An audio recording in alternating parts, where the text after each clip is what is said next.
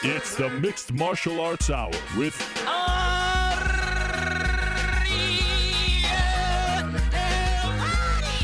The Mixed Martial Arts Hour back in your life on this Tuesday, May 31st, 2016. Hello again, everyone. I'm Ariel Halwani inside our New York City studio. Great to be back for another episode of the show. Of course, we were off yesterday. I apologize for that, but these things happen.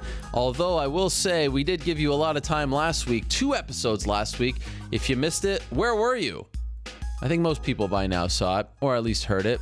Special Wednesday edition last week with Nate Diaz. Holy moly, that was something else. And thank you so much to everyone who tuned in, who sent feedback, who wrote about it, journalists writing about it. I mean, that was our most watched and listened to episode of all time. We made history last Wednesday on very short notice. Dare I say, we learned last week once and for all, I think, that Nathan Diaz is indeed a needle mover. I think that has been established. I could be wrong, but I think that's been established. So what a week it was from Monday's show with Michael Bisping and Chael P. Sonnen announcing to the world essentially that he was coming back. And then the Wednesday show with Nate Diaz. A lot of excitement, a lot going on, and the fun doesn't stop. This past weekend, special Sunday night edition of the UFC, a great card going into it, and I thought it delivered. And of course, it was headlined and highlighted by Cody Garbrandt's amazing win over Thomas Almeida in the main event. Some great performances from the likes of Jeremy Stevens, from the likes of Rick Story, from the likes of Bryan Caraway, and of course a very polite title shot request from one Sarah McMahon. A lot to digest from that card, but there isn't a lot of time to do so because we got UFC 199 just 5 days away now. Inglewood, up to no good. California will be hosting it. The LA Forum, I was there once, I believe in the 8th grade. I visited that great arena, although they've completely renovated it now. I went to see the New York Knicks versus the LA Lakers. And of course now the Lakers play at the Staples Center, but it's very cool that they're at the Forum and not the Staples Center. I love it. And it's a great card, top to bottom. Luke Rockhold versus Michael Bisping, Urijah Faber versus Dominic Cruz, 2 titles on the line. I mean, dare I say, this is a more intriguing card than most of the other ones in 2016 as far as pay-per-views are concerned. It's great. Fortunately, no BJ Penn. We found out last week that he has been removed from the card due to taking a IV back in March. Talk about that a little bit as well. But let's run down today's show because, like I said, a lot of people to talk to, a lot to get into, and there's no time to waste on this special Tuesday edition of the program. Okay, here we go. At around 2:45, we're going to be joined by Stipe Miocic, the UFC heavyweight champion. Will stop by to talk about becoming champion, and in case you missed it last week, September 10th, 2016, at the Q in the land, Stipe Miocic will be defending his newly won heavyweight title against Alistair Overeem, UFC 203. How about that? 225 will be joined by the aforementioned Urijah Faber just moments before he takes off for sunny Los Angeles, so we appreciate him stopping by. At around 1:45, we'll be joined by Luke Rockhold, who's already in LA, I'm told. So we'll talk to him about defending the title against Michael Bisping. 1:25, we'll talk to Chris Weidman in his first interview since having to pull out of UFC 199 and talk to him about the neck injury, where he goes from here. At either 2:05 or 3:05, we'll talk to Bryan Caraway. Unfortunately, Paige Van Zandt had to reschedule. I was told she's dealing with some personal issues and totally respect that. So we won't be hearing from Paige today on the show, but I can assure you we'll be hearing from the runner-up in this past season's Dancing with the Stars sometime in the near future. So no sweat there.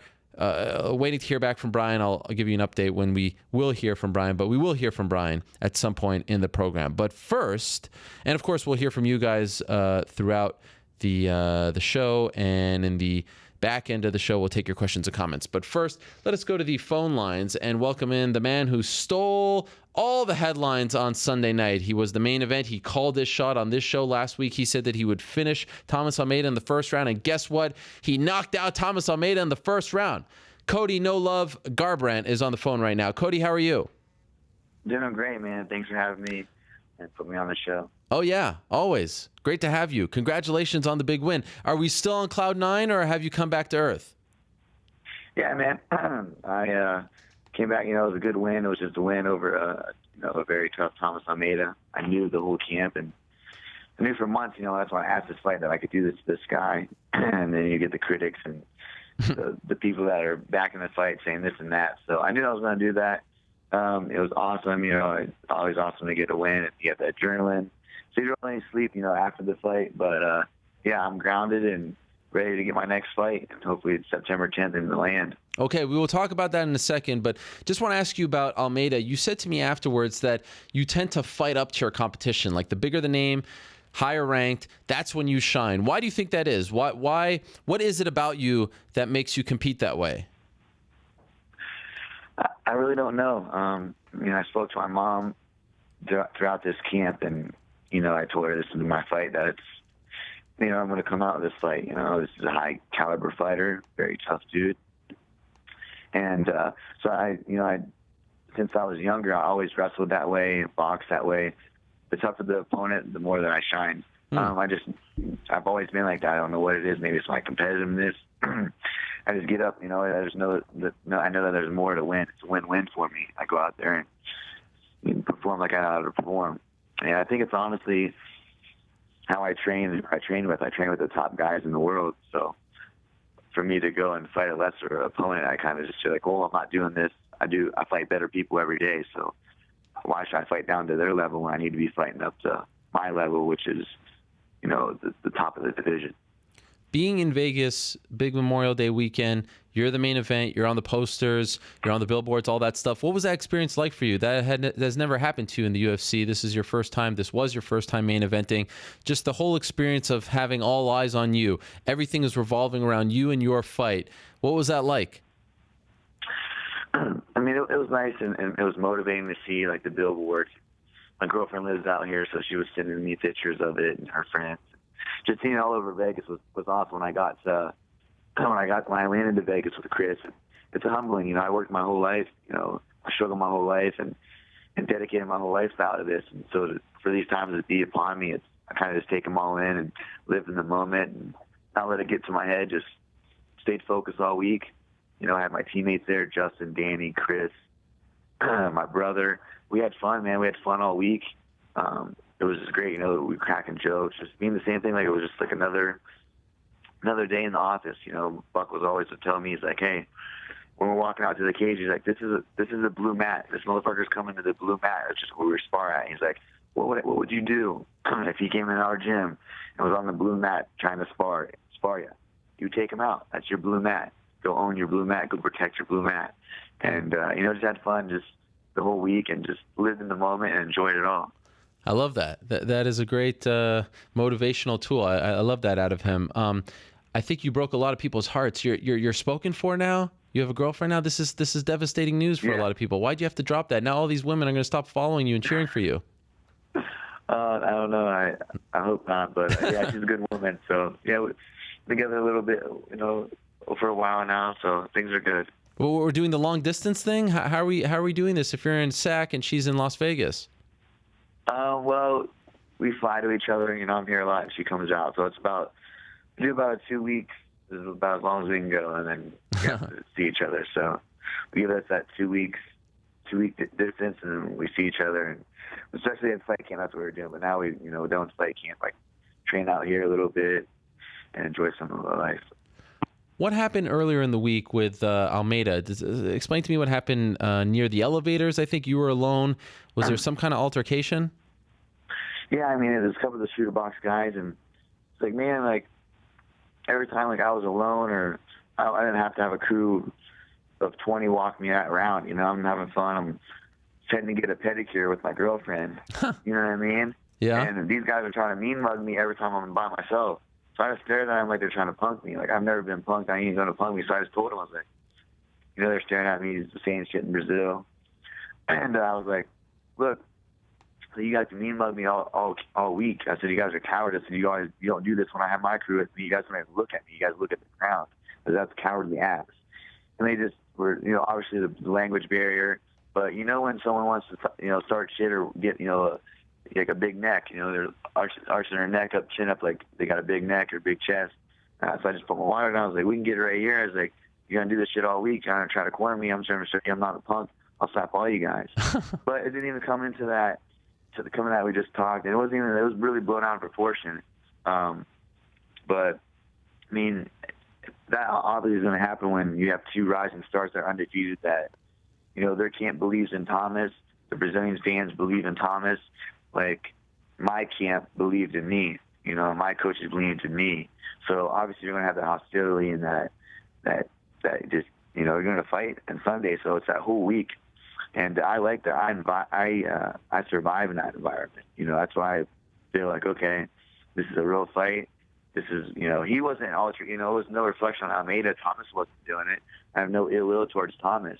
That's what I told him. I said, you're going to make this worse for Thomas. He ain't doing none of this. You guys are. So I'm going to go out there, and he's going to get the repercussion for it. That made me pissed all week. They were trying to punk me all week. But like I said, I just warned their team, like, they better stop doing that. And they still didn't try to, we were passing each other in elevators, and they were trying to shoulder me, this and that, their coaches. And, I'm humble in victory, and I went over there and shook their hand. Yeah. Are you there? Not have those skills. We're going to have future matchups. We're kind of losing you now. Are you still there? Yeah. Now you're back. We lost I said you. that we're going to, Go ahead. We're going to have are you still there? Yeah. We're back. All right. So we're going to have future matchups, this and that. And his one coach didn't even shake my hand. So I was like, man, fuck you. What I mean? I'm going to have come over here and talk to you nicely and give you guys respect. And you can't even shake my hand. I said, you guys are a coward. It was George Patino. They didn't shake any of our coaches' hand. I said, yeah, you're down and out about your fighting, but show some respect. You just have no respect. And that's why, you know what I mean? So, I mean, I don't know. It was just, we got the last laugh, you know what I mean? They wanted to say this and say that and put a video up of me getting knocked out as an amateur. Getting knocked out as an amateur, saying I wasn't undefeated as an amateur. I haven't lost since that fight. I did everything wrong that fight. My whole lifestyle changed, everything, and I haven't lost since then. I said I'll never fight like that again. And they wanted to put that shit up there all week, and it pissed me off. So, like I said, I was just warning them that they kept it up. Almeida was going to be on the receiving end of an ass whooping.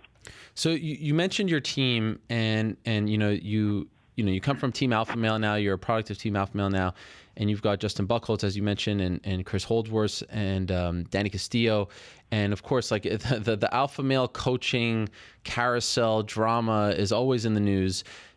Are you now, like, you guys, and especially the younger guys, Urijah is always talking about, he's always mentioning you. Are you almost going out there not only for yourself, but to prove that, like, we're okay now? Everything that happened with Dwayne and Martin, like, this team is doing fine. And, when you win, when you look good, now people start talking about them. I'm asking you about them, other media members. Like, you think about that as well? Like, not only do I have to win for myself, but I got to represent for these guys so that they start getting some respect in the sport. Yeah, definitely. I go out there, I'm not fighting for myself. I never step in there alone. I got my whole teammate, my coaches, my family, my fans, my supporters, out there with me. But yeah, I step in there, I lead up, I weigh everything on my shoulders.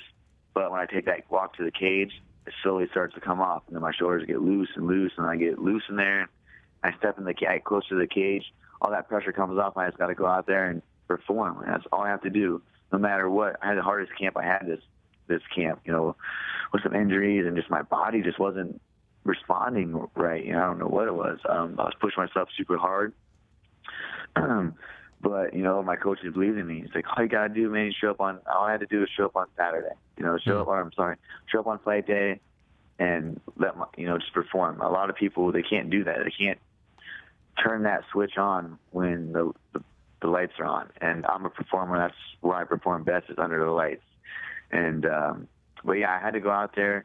Just like in February, I had to go out there and knock out, my foe, my adversary in February to get us started. And, we've been on tear. Yeah, we took some lumps here and there, but what happens. But to get the respect that Justin, Danny, and Chris deserve, I'm a product of them. I go in there and I go every day in there to the classes. I work hard. I'm a student of the game, trying to lead by example. We have a good leader, Ryan Faber, who's 37 years old, has over 40 some fights, been, fighting the top guys his whole career. and he leads by example. He's our leader. He's in there doing the same shit. He's in there going 3-4 times a day, training, and just living that life and, mixed martial arts lifestyle that he preaches to us about living and doing. So if you just follow suit, to someone that's having longevity and success in his career, obviously it's for a reason, So I believe in those guys. They're all UFC vets. They wouldn't tell me. I never question what they tell me. If they tell me to stand on my head for 10 minutes and go spar, that's going to make me a better fighter, I'll do it, because they're not going to tell me something that's not going to help me. Obviously they wouldn't tell me to do something stupid as that, but it's just an example. Those guys are so experienced. They all have, UFC fights, and just they've been to that level, so they know what it takes to get there, and they're bringing it out in me. I don't know if you've been watching the new Embedded series for 199, but in last night's, they actually had a camera, I believe it was at Urijah's house, as a lot of, your teammates and friends were there watching Urijah, Chad Mendes.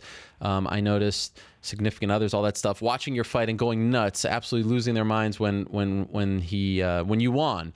Have you seen this clip? And if so, what's that like to see your friends rooting for you and just having this, this pure joy because of something great just happened to you? That's funny that you bring that up. I just tweeted that out. Me and my girlfriend just watched that. And you know what? That is like, just seeing that just shows how much, they care about me. I know they always care about me, and they're there for me. They're always wanting to give me rounds or work. And it's a camaraderie. They're family. I don't even look at it as a team.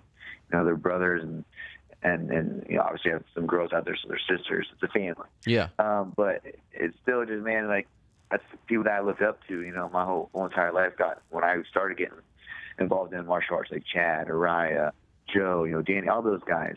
I looked up to them, so for them to see them so excited and happy for me with my biggest fight, it's awesome. It takes me back. It humbles me that, they're so happy and they invest in me, and not only in the good times, the highs and lows. It can, it's not always going to be, sunshine and rainbows out here. They're going to be there for me, the highs and lows. I've seen that with other fighters and on the team. So that's one thing that I go in there and fight with. I'm not afraid to lose because I know that the people that really care about me are always going to be there with me. I lost a lot in my life before. I've struggled my whole entire life. So I know if I just go in there and fight, and if I lose, I lose. But if I go in there and not perform to my best ability, I'll be more hurt than going out there and getting knocked out or getting beat up.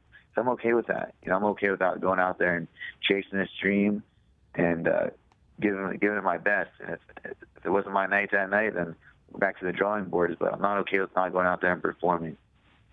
Yeah, I loved what Andre Feely tweeted you with the hashtag outcasts and underdogs. I think that's great and perhaps describes you guys very well. So, okay, so you mentioned you want UFC 203, you want Cleveland, you want to fight at the Q, you're an Ohio native. You said this on Sunday night. Yeah, I tweeted. I mean, it just seems like a natural, even with the timeline. This makes perfect sense. And now you're on fire. You could be very high up on that card. You've had a couple days now to digest. What do you want for that card? Let's put it out there in the world. Who do you want to fight on September 10th? Going into this fight with Hamas Almeida, obviously Aljamain Sterling and Bryan Caraway matched up too. And they're talking about the winners facing each other. So, I have no doubt in my mind that if Aljamain won, I would fight Aljamain. Bryan won. So now why can't I fight Bryan? Why should I be fighting Bryan for the next in line for a title shot, or that ranking up there? I just think I got ranked 5th. He's 4th. So, let's fight September 10th. I've seen him do some bantering in the media about how he says I don't deserve to be ahead of him. But look, my win was dominant. My win was no questions. You had a close fight with Aljamain. I went through there and destroyed my adversary in under 3 minutes, who was looked at as untouchable, unbeatable. So I deserve not only to have the title shot in front of him, but he also says that he has the strongest jaw. He has a good chin. That's what he credits himself on. He has a good chin in the division, in the UFC. I have the heaviest hands in my division. I'm the hardest puncher, the fastest fighter in my division. So I said, why don't we put those to the test? No disrespect let's fight September 10th in Cleveland at the Q Yes. for that number 1 contender spot. Yes. Bryan.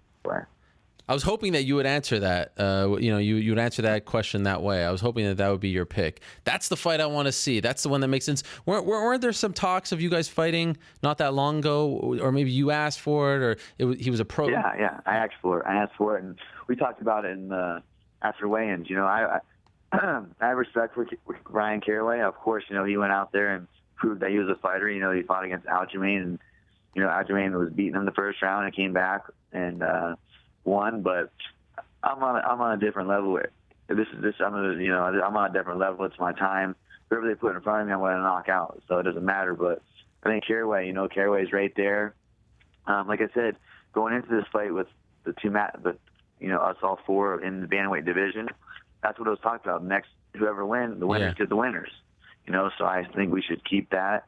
And coming to my home state, you got Stipe fighting for the title, or defending his first title defense. Yeah. Ohio, we will sell that place out at the Q. I mean, I'm excited. So whoever they give me to dance on that night, like I said, they better have their boots tied tight, 'cause I'm going to knock them out of them. It don't matter. I'm ready to go. I'm more motivated than ever, and I get to fight in my home state, and that's even more motivation just to go out there and perform and give the performance to the fans that's been watching me since I was a kid with the dream. That is amazing. That's what I want to see. I hope that the UFC is listening. And I'm wondering, after the fight on Sunday, did you express this to any UFC brass? A, fighting in Cleveland, fighting on that card, and B, fighting Caraway. Any talks that you could tell us about behind the scenes where all the deals get done? Yeah, a lot of people came up to me that were in the UFC and was like, hey, like, you want the UFC card? He's like, start asking for it. I was like, of course, want to fight in September. I think that's perfect, have 3 fights in 1 year. Last year I only had 2, but I deserve to fight in front of my home state. I deserve to fight Bryan Caraway. He's ranked 4th. I want a top 5 guy. That's what I asked for. So yeah, definitely. They asked, just told me to start talking up who I wanted, and hopefully, we'll get the Caraway fight. And he proved to me that he was a fighter. So I'm not going to talk any shit on him. I'm just excited to go out there and get this winner from my hometown. So hopefully, he signs the dotted line and we fight in Cleveland. I appreciated the fact that you asked the rankers to actually put you in the top 15. You do recognize the fact that it's not the most prestigious. I mean, no knock on them, but if you actually look at the people who are a part of that committee, it's not really people who follow the sport on a day-to-day basis. So I wouldn't take, and you said 5. I looked on the page right now. I still don't see you unless it hasn't been updated or something. I can't imagine you're not going to be in there somewhere. You should be very high up, especially considered Almeida was number 7. But I don't lose too much sleep over that. All right, I just want to tell you that. Rankings never, you know what I mean? Like I said, I was not even ranked. I was an honorable mention. It doesn't matter to me. I just want some respect. Yeah. I go out and knock out, Thomas in under 3 minutes. I just want some respect, man. But I don't, these hype trains that people, have built, you know what I mean? That's what happens. I never was like that. I have always earned everything in my life. You know what I mean? Everything never was handed to me. I'll fight in tooth and nail if I have to deserve respect. That's what I want. That's another thing. I had to fight these guys to get respect. I'm fighting. I finally got my respect, and like I said, the UFC gave me the main event. I'm a main event fighter. That's what I do. I shine when the lights are on, and I hope that I continue to see that when I fight. And this is just the beginning. I'm getting more comfortable in there. I'm 9 fights in now. I'm about to have my 10th fight. But like I said, a lot of these fighters let people in. I don't know, so more so the company or what, build these hype trains, and they not even that, but they believe their own hype. When you start believing your own hype, that's when you get fucked up. That's when you get beat up. You know what I mean? You got to remember that you're human, and that we're not. We're humans. We're in a sport that that's a reminder that we're humans. So you don't believe into your own hype. That's what happens to a lot of these fighters. They believe into their own hype, and then they start doing things that they haven't been doing, and lose that vision of what got them there. And I'll never lose that vision. And I know I've been on the highest highs, and I've been knocked back down the mountain. I'm that climber that keeps climbing. Maybe a slow climb, but keep climbing, and whoever they give me next, but hopefully September 10th, that'd be amazing. Last quick thing, and just jumping off that point, I mean, you talked about your record. It's an amazing record, 9-0. 8 of those wins have been finishes, KO or TKO. Another one on Sunday, just one decision win. And like you said, you proved your point. And I'm wondering if you are noticing that now. Like you called, I had a cab driver actually email me because he was offended that you were calling some of Almeida's previous opponents cab drivers. But you went out there and proved your point against a guy who was undefeated, who had double the amount of fights that you had going into it. Do you sense a difference now just from, social media, the way people are talking about you, treating you? Do you sense that you have gained some of that respect that you were looking for? Oh yeah, most definitely. I definitely see that. Walking Vegas, and just the fans, and even the Brazilian fans, that wanted me to get, or messaging me all week that I'm gonna die, and and I really, that then they get converted, and they're like, hey, we're just fans. Like I love people that stick with their fellow countrymen. I mean, he's a Brazilian, or Brazilians came hard, but. Yeah, I definitely got the respect that I deserve. And like I said, I have the most respect for Thomas. It's a fight game. I'm not in there to be your friend. I'm not in there to do that. We can fight and have put on a good show for the fans and the crowd and the company. And then we can be cool after that. That's how I am. But I'm a fighter. I take all that. Like you said, I'm saying that he's going to knock me out in the second round. I knew right there he lost the fight. I was already up. I just had to go out there and perform. If you truly believe in yourself, you got to knock someone out in the first round. You say that. You don't say a second round. And that's why I said, with everyone, all the critics saying it's going to be fight of the year, take this fight of the year. I took that. That pissed me off because that means I was going to be in a fight with him. No. I said, when I said to them that it's going to be fight, I'm going to get knocked out of the night I'm going to knock this guy out in the first round. I said, it's not going to be fight of the night.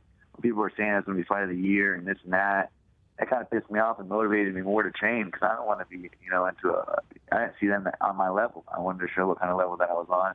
And I got to go out there and do that. So just very happy with my coaches and my teammates getting me ready, my family being there for me, and all my fans and supporters. Well, you proved your point, my man. What a performance. Unbelievable stuff. You called your shot, and you backed it up, and that's a great thing to see. It's a great thing to actually watch unfold, especially for a young up-and-coming fighter. You are there. I hope you get that fight. I hope you get the fight September 10th at the Q, home of the Eastern Conference champions, Cleveland Cavaliers. They won't win the title, of course, but, Eastern Conference runner-up isn't too bad. Oh, come on.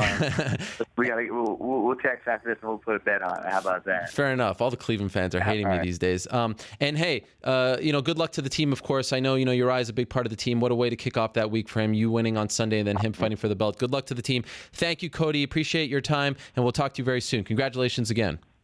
Thank you, brother. Have a good one. All right, there he is, Cody Garbrandt. Always a pleasure to talk to him. Like I said, called his shot.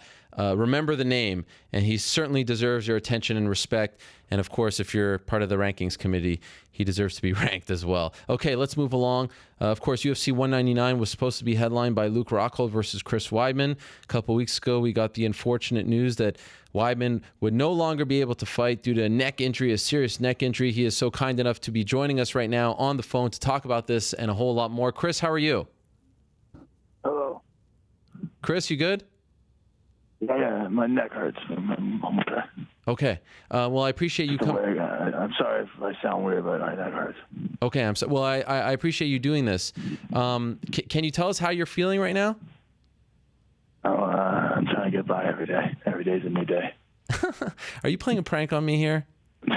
What's going on? I'm sorry. Jesus I'm on the MMA Hour. I got a little crazy. Wow. I made it. I finally made it. Wow, you made it. Here you are. I made it. I feel big time now. Jeez, I was almost going to sit and cry in the corner. I don't know what's bigger, me fighting at UFC 199 or being on the MMA Hour. No, this is way bigger. Screw that card. You didn't need that. This pays better. I couldn't agree more. You got a Reebok deal on this show. Remember that? I remember that. Shoes, too. Telling you. They're right over there. You got shoes, too. Yeah. I got them right over there. Are they in the office? They're right here, yes. Nice. They're right next to my right. Yeah, you can't see them, but they're there. Thank Trust me. Collecting dust. Good. No, but honestly, Chris, I mean, that's some serious stuff. A lot of people are concerned. How are you feeling? Like, can you do normal things? Are you fine as long as you're not getting punched in the face? What's that? What'd you say? How are you doing physically? Like, can you actually go about your your normal life, even though you're dealing with this? I just started to be able to. I'm most likely getting surgery this next week coming up or the week after. Still hearing back from some doctors and listening to different opinions and options. But I've been I went to Pittsburgh and I've had FaceTime videos with different doctors from around the country, and I went to the city multiple times and seen a bunch of doctors out in the city. So I've been just getting as many options and opinions as possible, because when you're dealing with a neck injury, someone's going to be digging into my neck with a knife. I'm going to have to feel comfortable with it and understand everything and completely be educated. So that's kind of what I've been up to. But as far as living everyday life, it's got better. The pain has finally calmed down. I got a second epidural injection.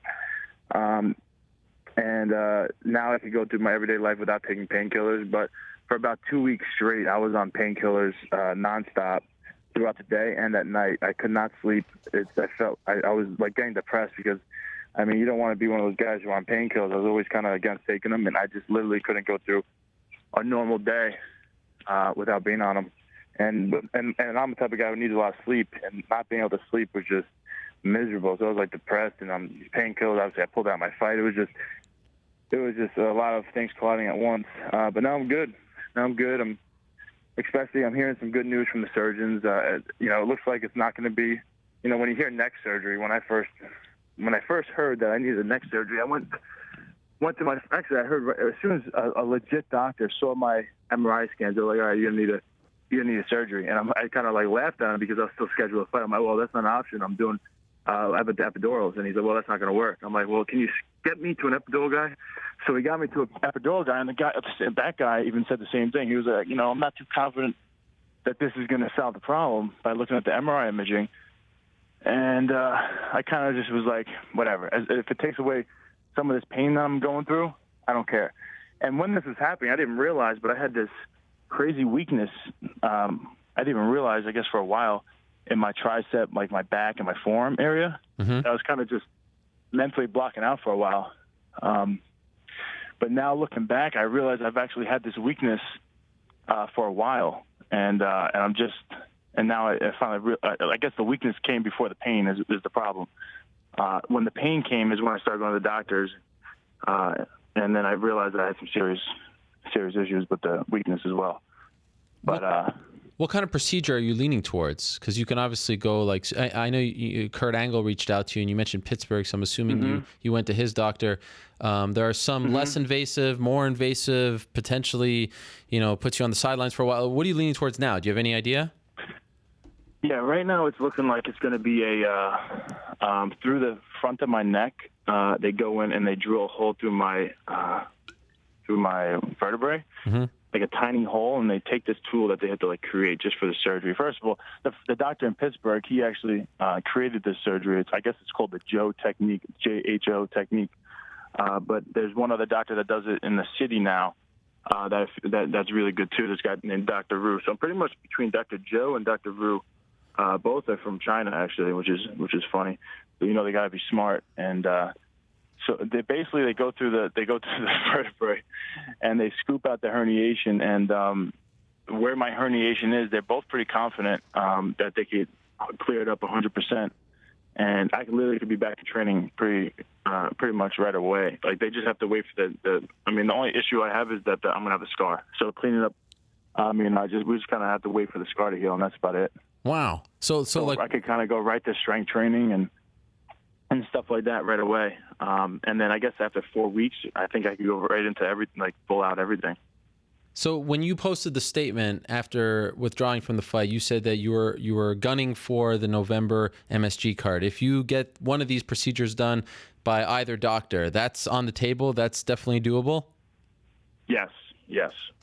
And the thing that was so hard is that a lot of these, there's only so many doctors that do this procedure to the front of the neck, and then you hear from the other doctors that don't do it, and they just put it down, they just rip it apart, and they said there's not research on it, and you need a fusion. That's the thing that's going to work. But when you do a fusion, it could there's a lot of research and a lot of people that say don't do the fusion because it puts pressure on the rest of your spine, and if you have any other issues, most people that have herniations and bulging discs and things like that have no symptoms at all.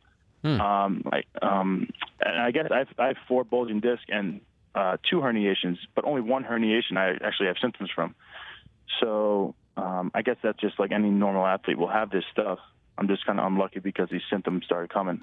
So how do you pick one? I knew. Now I'm looking back, it's crazy because at the NCAA's wrestling tournament, which was I guess a couple months back, it was like in the beginning of my training camp. Yeah, I was in pretty good shape. My weight was low, and I could always bang it. One of my exercises that I was actually good at was pull-ups. Always, I kind of suck at everything else, but pull-ups I could always get 20 to like 30 pull-ups easy. Okay. Oh, at least 20 easy. So I'm at this NCAA tournament. The military guys up front, and they have a pull-up bar.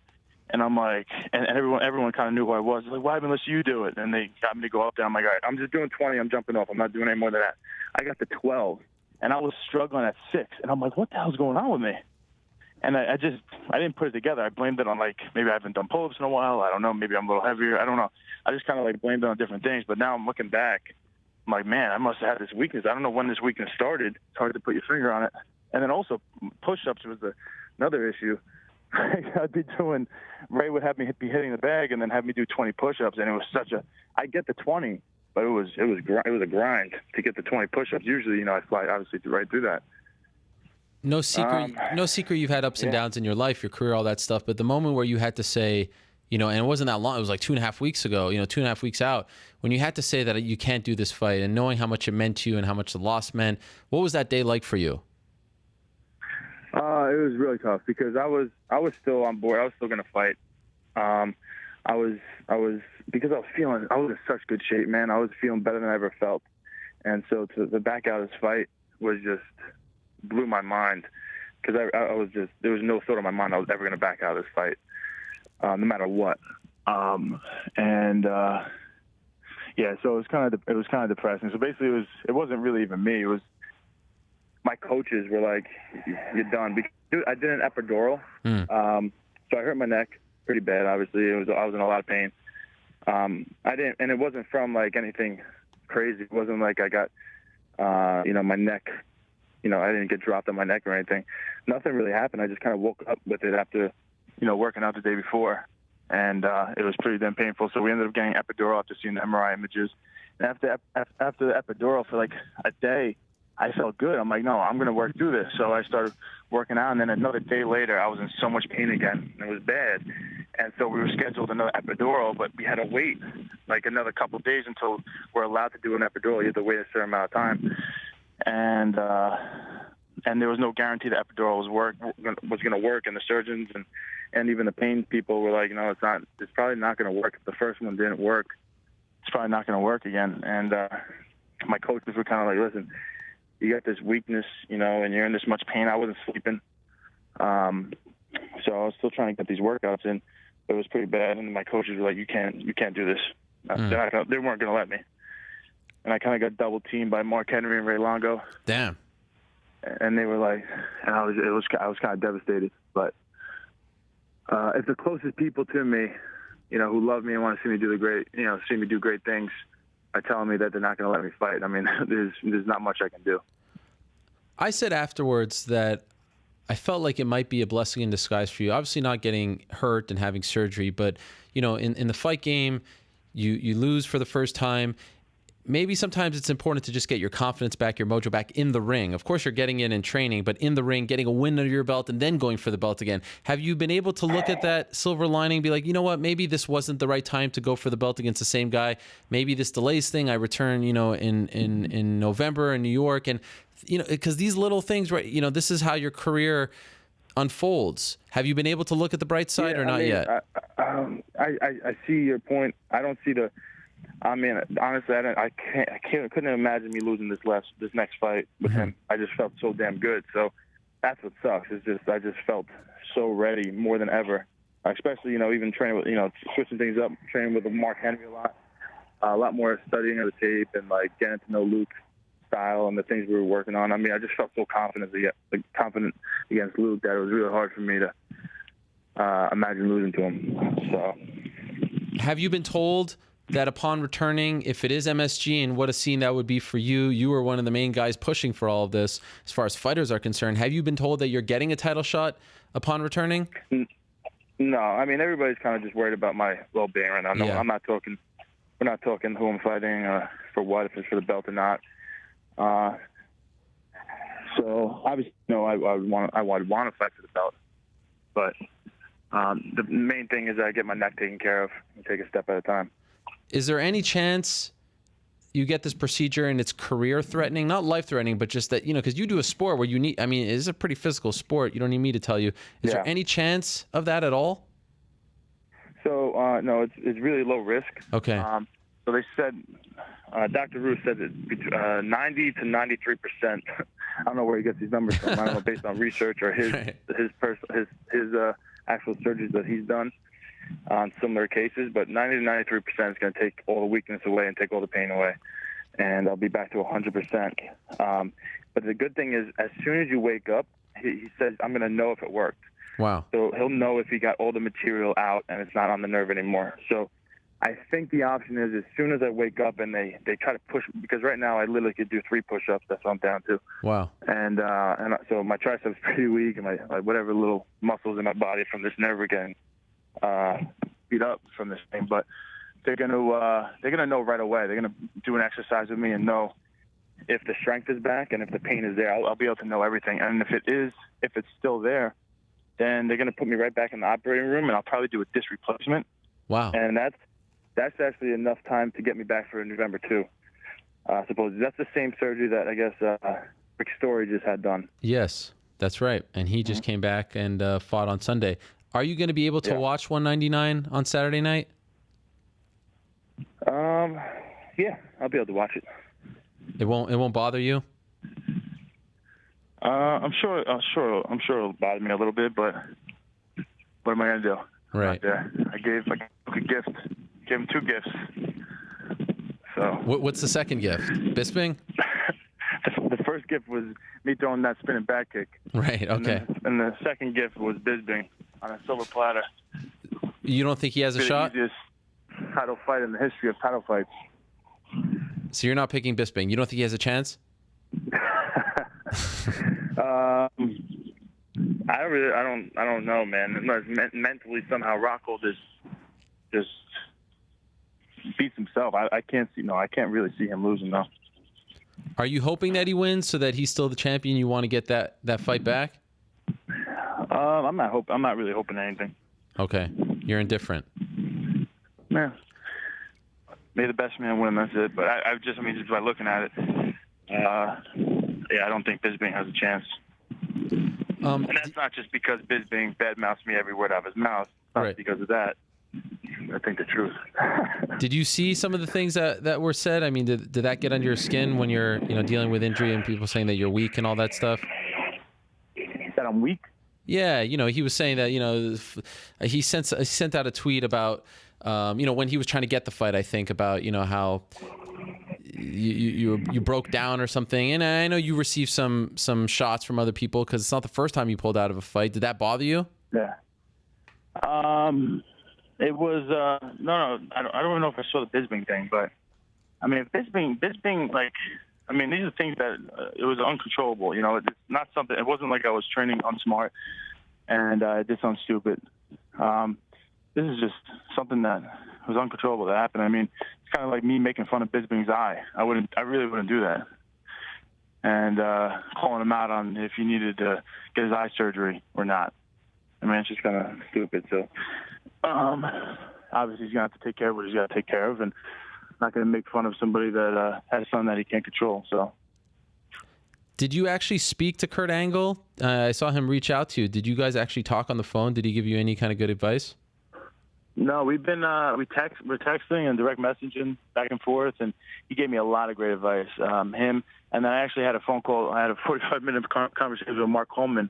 Wow. Because he actually got the same surgery done from Dr. Joe in Pittsburgh. Okay. So he was high on it. I mean, I guess he walked right out of there feeling 100%, and he had issues in his neck for about 2 years, But he said, he was living. He just had to take these fights. He couldn't do the surgeries, and then he found out. And then Kurt Angle reached out to him and told him about Dr. Joe, and he went to him and got it taken care of. And he was like, the first thing in his mind was that he wanted to pay back all of his sparring partners, all his training partners for the past 2 years from taking advantage of him. Wow. That's amazing. The legend Mark Coleman. Okay, I found the tweet, by the way. I just want to be accurate here. He said, training camps separate the boys from the men. This sport isn't for everyone. 2 weeks notice, I'm down. I've seen less brittle Pringles than some of these middleweights. Hashtag USADA. That's what Bisping tweeted when the news came out that you had to pull out. So just for the record. Yeah. I hope that USADA thing's not a shot at me, because right. I've never taken anything in my life, and I don't think anybody would ever say that I have. And there's a lot of people that say that Bisping has, like his friend Rampage. So I don't know, and that's a guy who was very close to him. So I don't know why he would hashtag USADA. He's got his people that were closest to him calling him out. So be careful what you're saying, buddy. So when do you decide? Like how soon? And as far as pulling out of fights, I saw an article that bothered me. It said like I pulled out 4 times. I pulled out of 4 title fights, and I didn't. So that's not a fact. It was this one, the Rockhold one, and one with Vitor that we postponed 2 months. So those are the only times I actually pulled out. The other time was because of, was it Lyoto? When the other time was because Vitor Belfort actually failed the drug test, and then they weren't sure who they're going to give me. They ended up giving me Lyoto Machida, but at the same time I had a knee injury. So I'm like, you know what? Let me get this knee injury taken care of while they're figuring out who I'm going to fight. And so I moved it like 2 months down the line to fight Lyoto. But that wasn't my fault. Mm-hmm. Like, let me just take care of myself because Vitor failed the drug test. When do you decide which surgery you're going to go with, and when would you like to have this surgery? I'm assuming sooner rather than later, right? Yeah, it's going to be sooner than later. Is it the possible? other thing I was running into was like some doctors are saying you got to get this taken care of now, like ASAP, because the nerve is getting damaged every second by every day. And then other doctors were like, there's a good chance if you just wait another couple of weeks, it just goes away completely and you're back to normal. Wow. And so I'm like, damn, I don't know what to believe. But it looks like I'm probably going to be getting surgery the next week or 2. And by the way, how difficult is that? I mean, at the end of the day, how do you even decide which route to go when you have people, you have one doctor bashing one procedure, another, you know what I mean? Like, I can't imagine how tough of a decision that is. How do you end up picking one? This is your life. This is your health.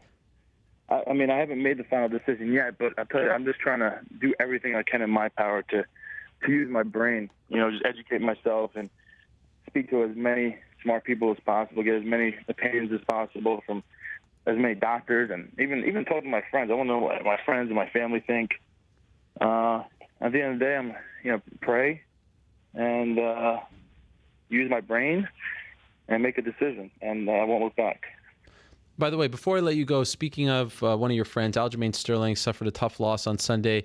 Did you happen to speak to him afterwards? And if so, did you share any advice? What did you take away from that you can help? Because sometimes you don't need me to tell you again.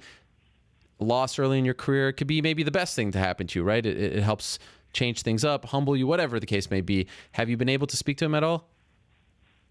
Yeah, I mean, I didn't speak to him on the phone yet. Okay. But we went back and forth on text messages, and I pretty much just said what you said. I think this is going to be – his kid is so talented. It's not like you looked at that fight and said this kid is not anywhere close to how good we thought he was. He is as good as we thought he was. Caraway did a good job. He made some smart moves in there and won the second and third round. I mean, there was small mistakes in there. I wouldn't call it mistakes because it's all about learning, and I think he's going to learn a lot out of that. But there was times where, there was Caraway was on takedowns, and he decided to go for the choke instead of really fighting defense, and the guillotines, I think, kind of gave Caraway the takedowns. I mean, but I was impressed with Caraway, man. He chased the back like an animal on the cage and stuff. The way he was trying to take the back and the way he kept Aljamain down is impressive because I know how good Aljamain is. So all credit to Caraway with the win, but I think this is going to only help Aljamain get that much better. Final thing, Chris. I know maybe you were a little hesitant to, how to put this out because of the feedback from people, but I couldn't help but notice when you posted your statement, all the positive messages that you received from fans. Did that surprise you at all? Did that blow you away? It felt like it was like 95%, if not more, in your favor, people supporting you. I thought it was pretty cool in this day and age where you often hear about negativity online. Did you even read that stuff? Did you notice it? I did. I usually try not to read as much as I can, but I think I peaked the first couple. I'm like, oh, wow, they're actually nice. Yeah. And then I had to keep going down. I'm like, wow, they're still nice. So I kept on going. Yeah, it was really nice, man. I appreciate everybody who, wrote something nice to me and supported me throughout the tough times. Usually it's the fair weather fans, and especially when you pull out a fight, people get pissed. But I think because I was honest with everybody, let everybody know exactly as much detail as I could with what happened with me, with, the injury, the weakness, and it being my neck. People understood where I was coming from.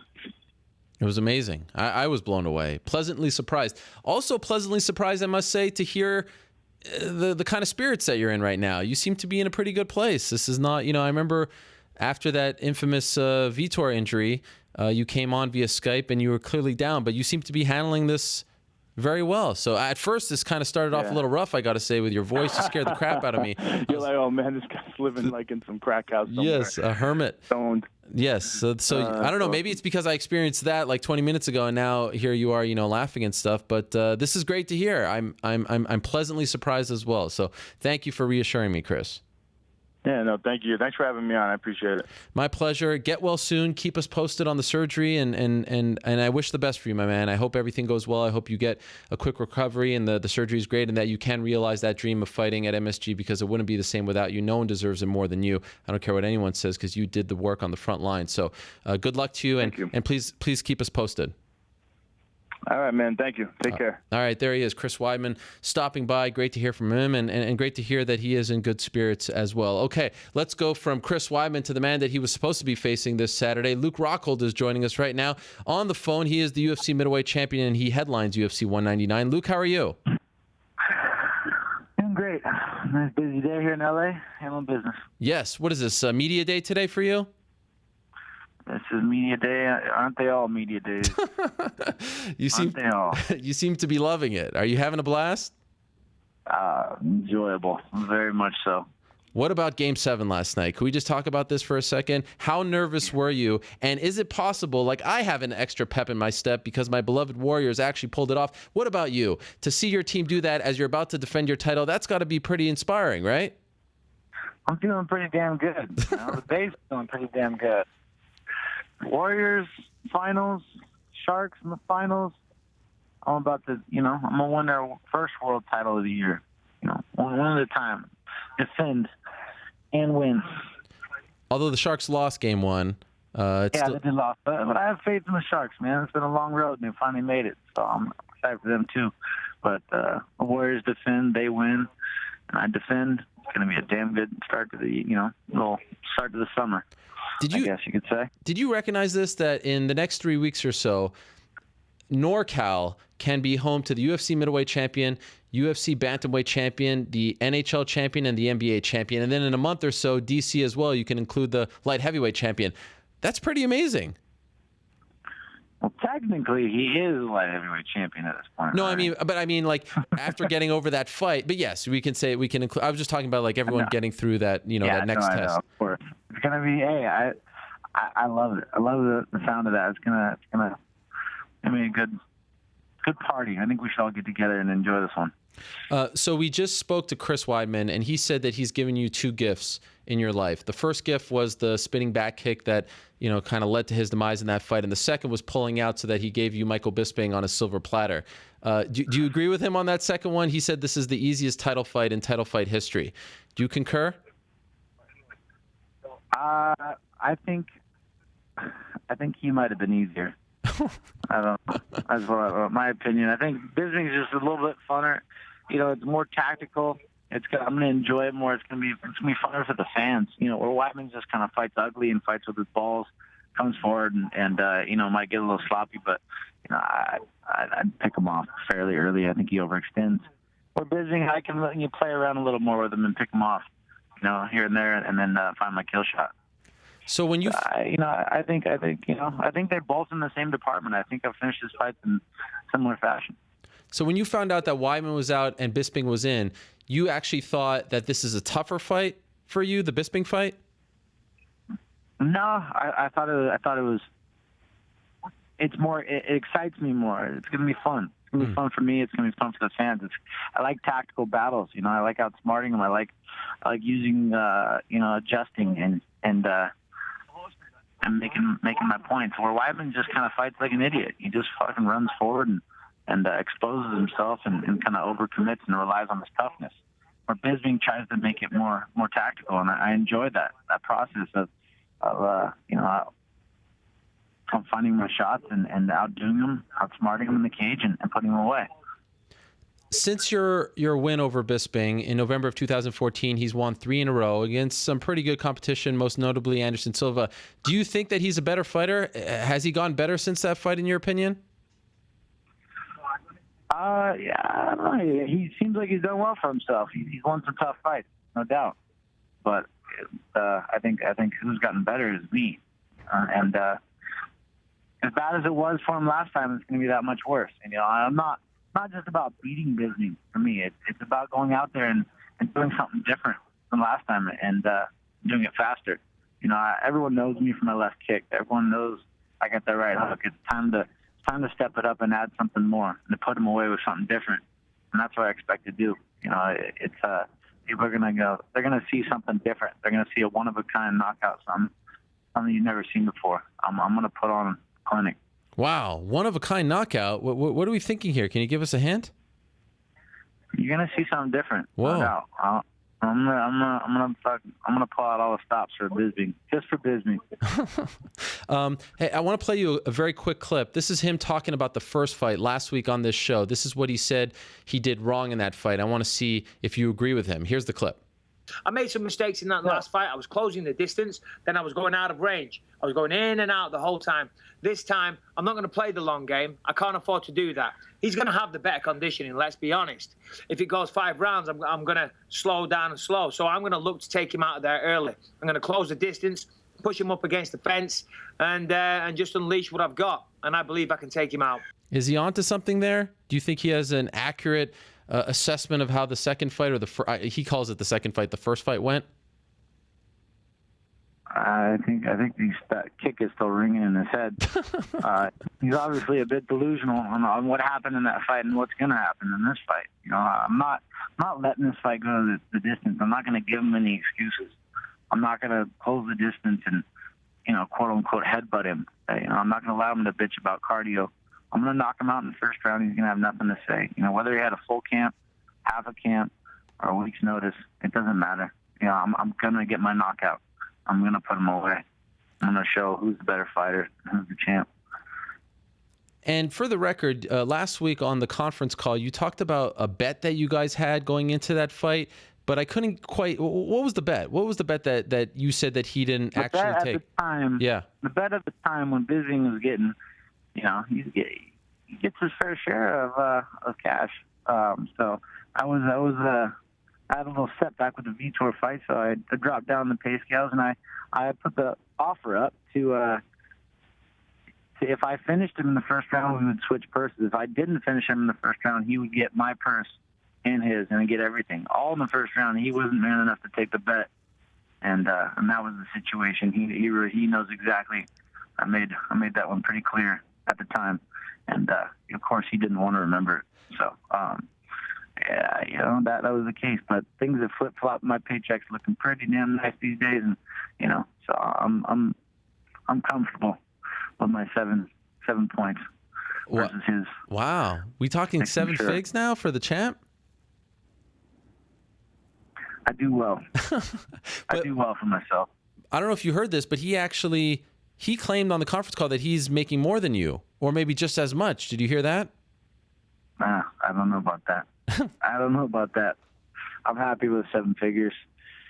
We're doing good 7s, so I really, really doubt he's finding himself in that range. But happy for him. Good for him. If he is, he is. And stoked for him. So I'm not one to hate. I'm just one to. I want my money. I want my piece of the puzzle. It's amazing to hear how many people are backing him. He's become this sweetheart because it's been so long for him to get the title shot. He's really done a 180 from being the bad boy. Have you been listening to his talk is very inspirational, I must say. It makes me want to, run 10 miles. Have you been listening to this stuff? Like, how does it come across to you, someone who's so confident going into the fight? Do you feel like he's trying to convince himself that he's going to win? Like, how do you process it? Doesn't really matter what he says. We all know what's going to happen in the end. So, at least I do. You can call him a sweetheart. You can call him this, but this ain't going to be no sweetheart story. This ain't going to be no fairy tale. I will have none of that. People do not like confidence. People hate, people that tell them what they're going to do. People hate that. It comes off of arrogance, whatever you want to call it. But for me, it's the truth. The truth hurts sometimes, and I tell the truth. I don't talk shit, So Bisping, other people, they might talk shit. I talk the truth, and just because I know what I'm going to do. A lot of these guys think they know what they're going to do. Few people really do know, and that's what separates us. And I'm going to go do exactly what I said, and whatever people want to think of it. But I put my work in. I put the time. I've dedicated everything. I don't fuck around. I'm here to stay. I'm here to make my point, and so I'm the champ, and I'm going to go prove it. So when he calls you smug and fans call you smug, all that stuff, it doesn't bother you? Yeah, well, we all know who Bisping is. He can try to turn over a new leaf and go out, in a better light, but it doesn't matter. For me, I'll just go fight. When an opponent steps up to the plate and they want to fight me, I take it personal, and I'm going to tell them exactly what I'm going to do. I'm going to beat them down. I'm going to get in the head. And then I'm going to go execute exactly what I said. So, like I said, everything I said, I'm not going out of my way to say something different, to talk shit. I'm going to tell you exactly what I'm going to do. I'm going to go do it. And so that's me. That's what I say, and that's how I just talk the truth. Would it be accurate to say that you're hoping that he doesn't fight again after Saturday night, or is that a little too extreme? Bisping can do whatever he wants, but, I think after this fight, there'll be telling signs. I think he should probably hang it up. He's had a good career. He got his title shot, and it's been well. He's done well for himself. You fired up some people going into the second Weidman fight when you're doing media, talking about him being a family man and not having that killer instinct and all that stuff. Bisping is the same. He's got 3 older kids. He's very much portrayed as a family man. Do you think that works against him as well going into this? You love this angle, don't you? You love this angle. It's an interesting angle because I think it's something that you can really, here you are, you're single, you're married to your career. I don't necessarily agree with it, but I think it's interesting and I think it bothers people. And I think that sometimes it's not the worst thing to bother people if you're, the champ and trying to sell pay-per-views. That's just being honest. I'm not shy. Like I said, I tell the truth. And a lot of guys with families, they grow soft in this business. It's different. It's different than any other sport. Yes, it takes a level of dedication. I separate myself, and I put the time in. You see a lot of these boxers, they leave their families and they put themselves in these training camps. You look back and you see the history of it. I think it hardens you, and you focus, and you can dedicate more of your time. These guys that are trying to juggle their families and training camps and make these fights. It's a tough one. It's a tough one. So you'll see it. You'll see it on and on. I'm going to go out there and I'm going to show what I can do, show what I put, all the work I put in every day. By the way, are you familiar? I know you've been asked about this, but the new weigh-in policy in California, are you going to take advantage of that? You can weigh in between... Hell yes, I'm going to take advantage of it. So what are you doing? Kidding me? What are you going to do? You're going to weigh in at 10 on Friday? I'm gonna wake up. I'm going to have a little bit of breakfast, kickstart my metabolism. I'm going to walk downstairs. I'm going to have a sauna. I'm going to go up into my car. I'm going to drive to the scales. I'm going to weigh in. And I'm going to go eat like a king.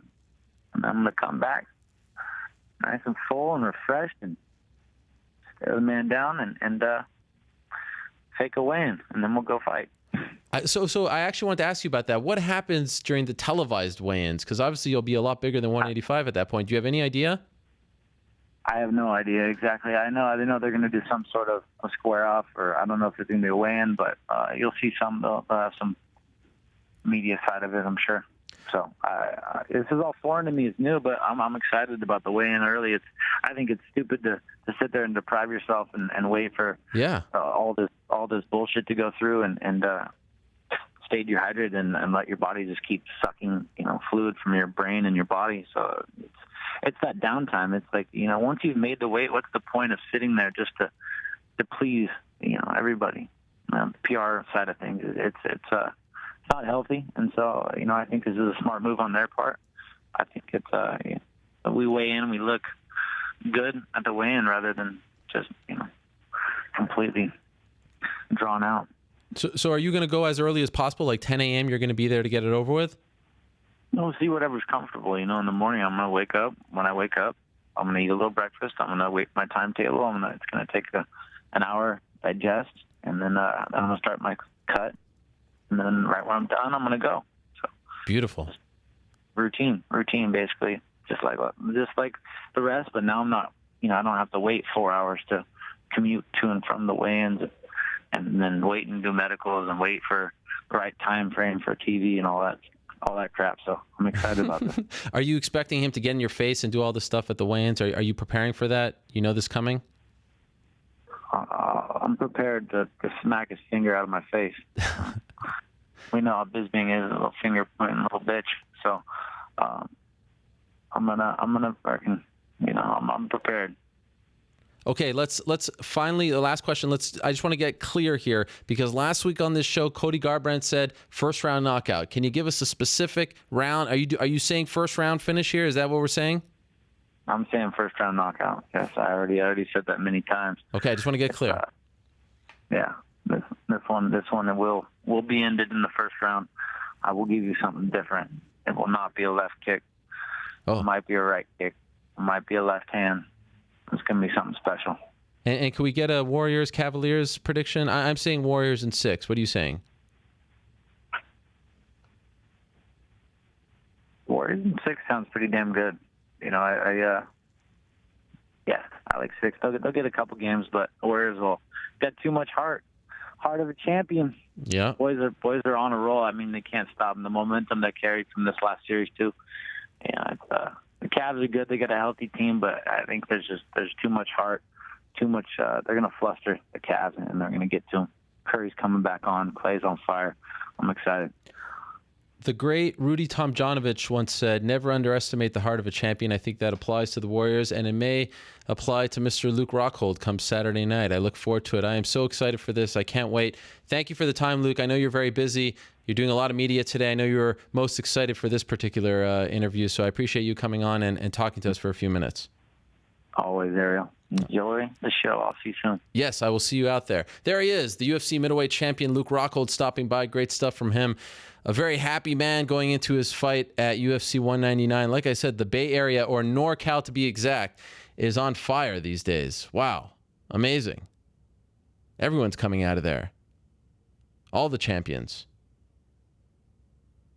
All right, I look forward to that. It just gets me excited. The dynamic between the two of them, it's going to be a fun scene out in Inglewood this coming week. Okay, let's go to our next interview. One of the big winners, in my opinion, on Sunday night in Las Vegas was Bryan Caraway. Huge fight for him, headlining the Fight Pass prelims against Aljamain Sterling, and he backed it up.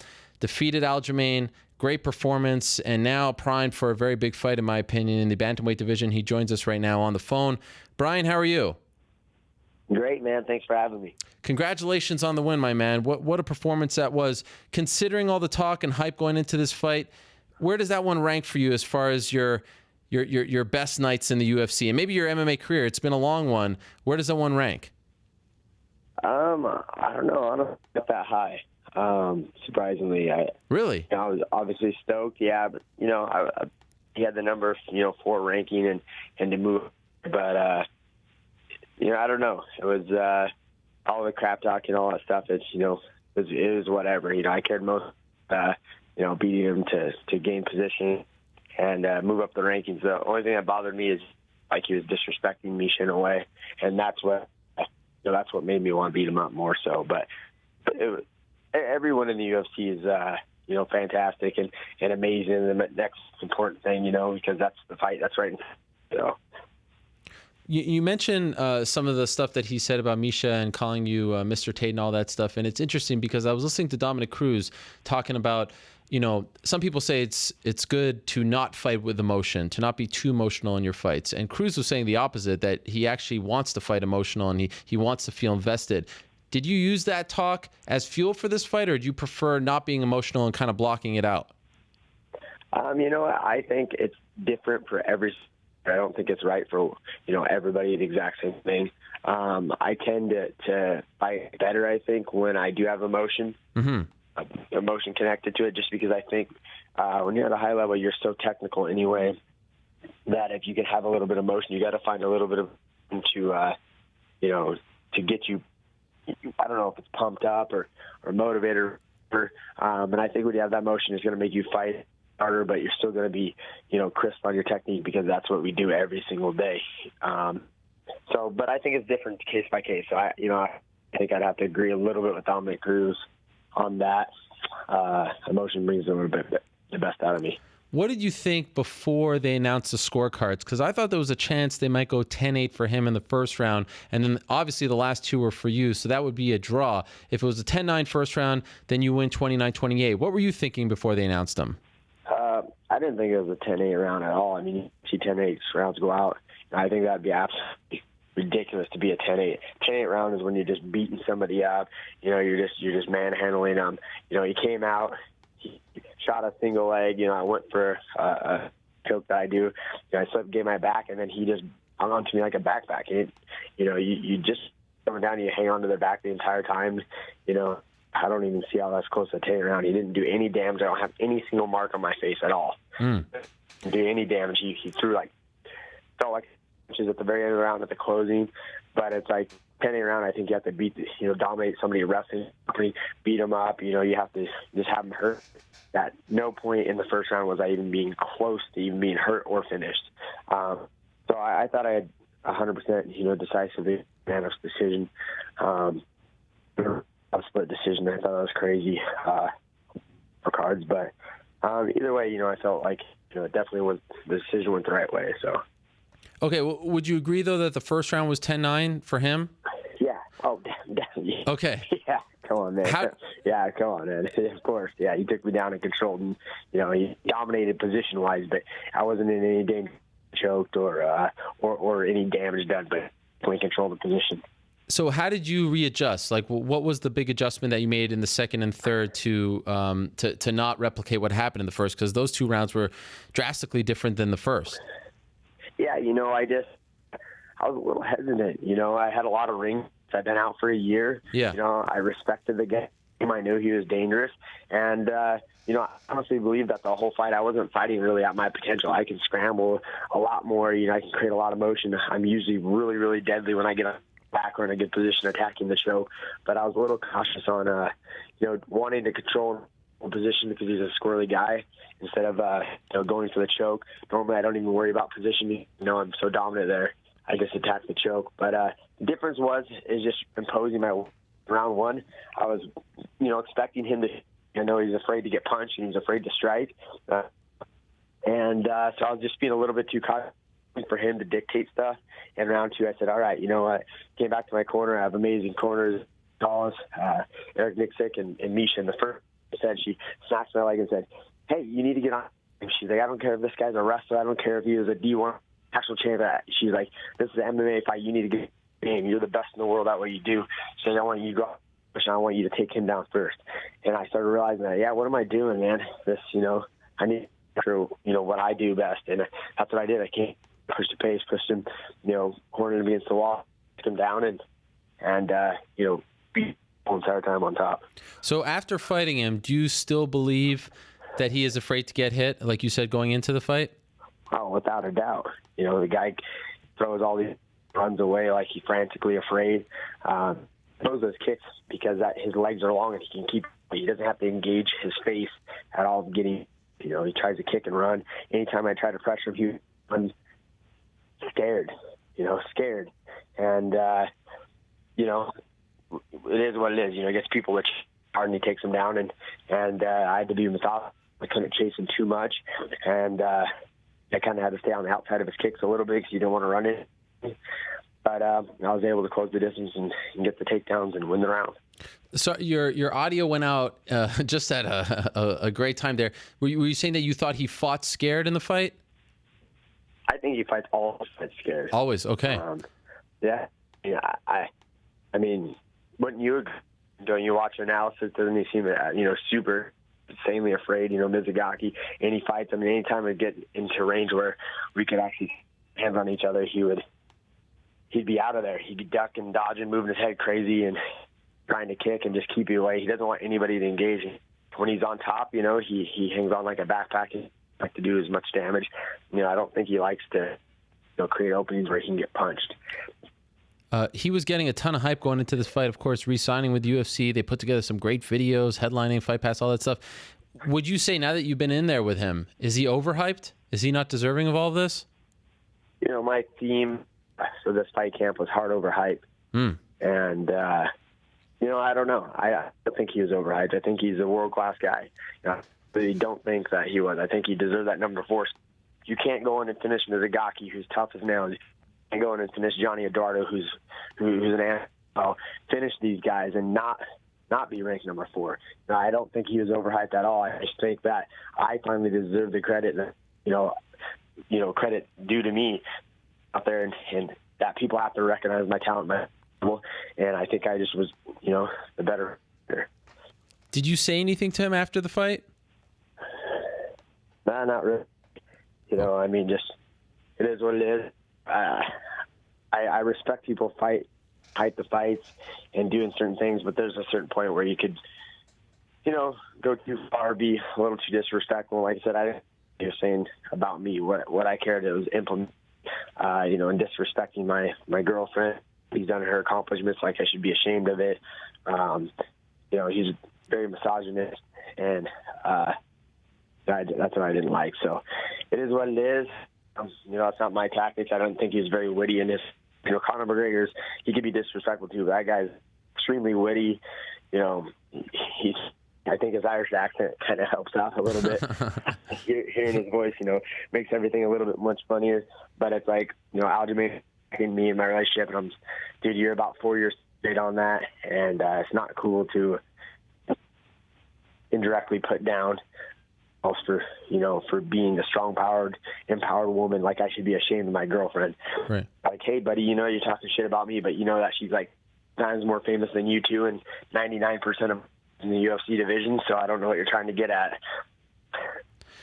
So you win this fight. You talk about you not getting that respect, and he was sort of echoing some of the things like you said 4 years later. Have you noticed the shift now? Because I feel like there's been a shift from my perspective. No one would know better than you.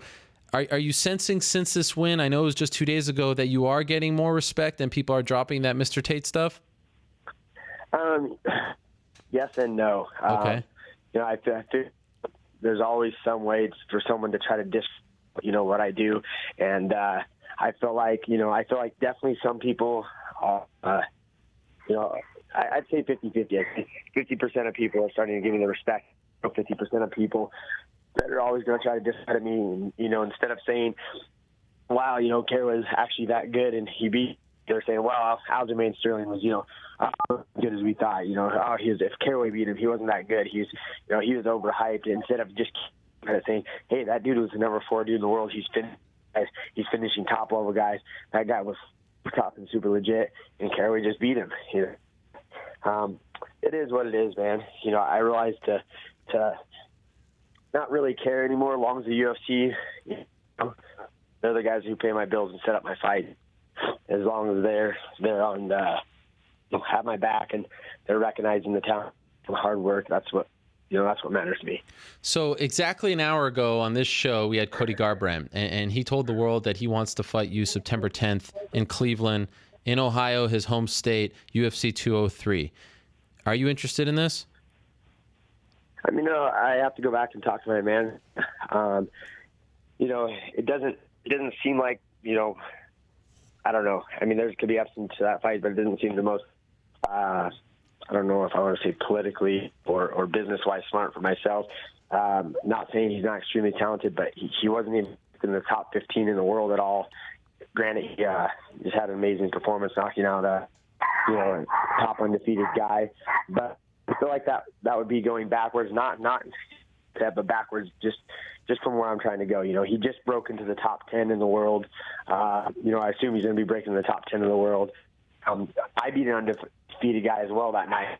The number 4 guy in the world that was undefeated, super tough. He beat the number 7 or 8 guy in the world, undefeated. I feel like I want one of those top guys. I want to fight.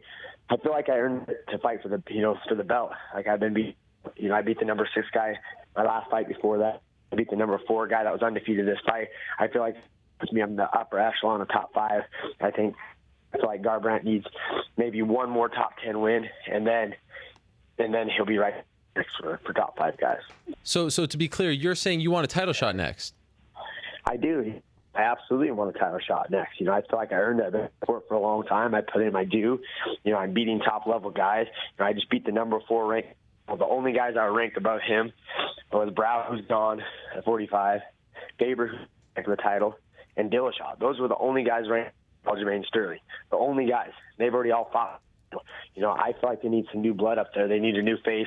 They need to give somebody else a shot. And I feel like, if the guarantee of Aljamain Sterling beat me, and they say, oh, he definitely gets a shot. He's on a 5-fight win streak. He beat all these guys. The only guys above him. I beat the man. I beat the top-ranked tough guy. I believe that I earned that spot for the title shot.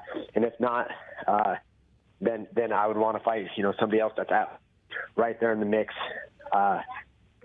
If I did have to go backwards, I wouldn't want to go too far back. I called out before. I'd really like to fight, I know he's right there behind me, or right there next to me, number 6 guy. I'd love to fight. Or if John Lineker beats him, I know he's going to be right in the top 5. So I'd love to fight one of those 2 guys. I know when I'm, right there in the top 4 or 5 position, I would love to fight one of those guys that top 10 rankings for a while. After the win on Sunday, I know a lot of UFC brass were there, and what did they say to you that they are interested in giving you a title shot next? Like, what was the response that you got seeing people backstage? They don't like to give too much. They don't like to give too much information.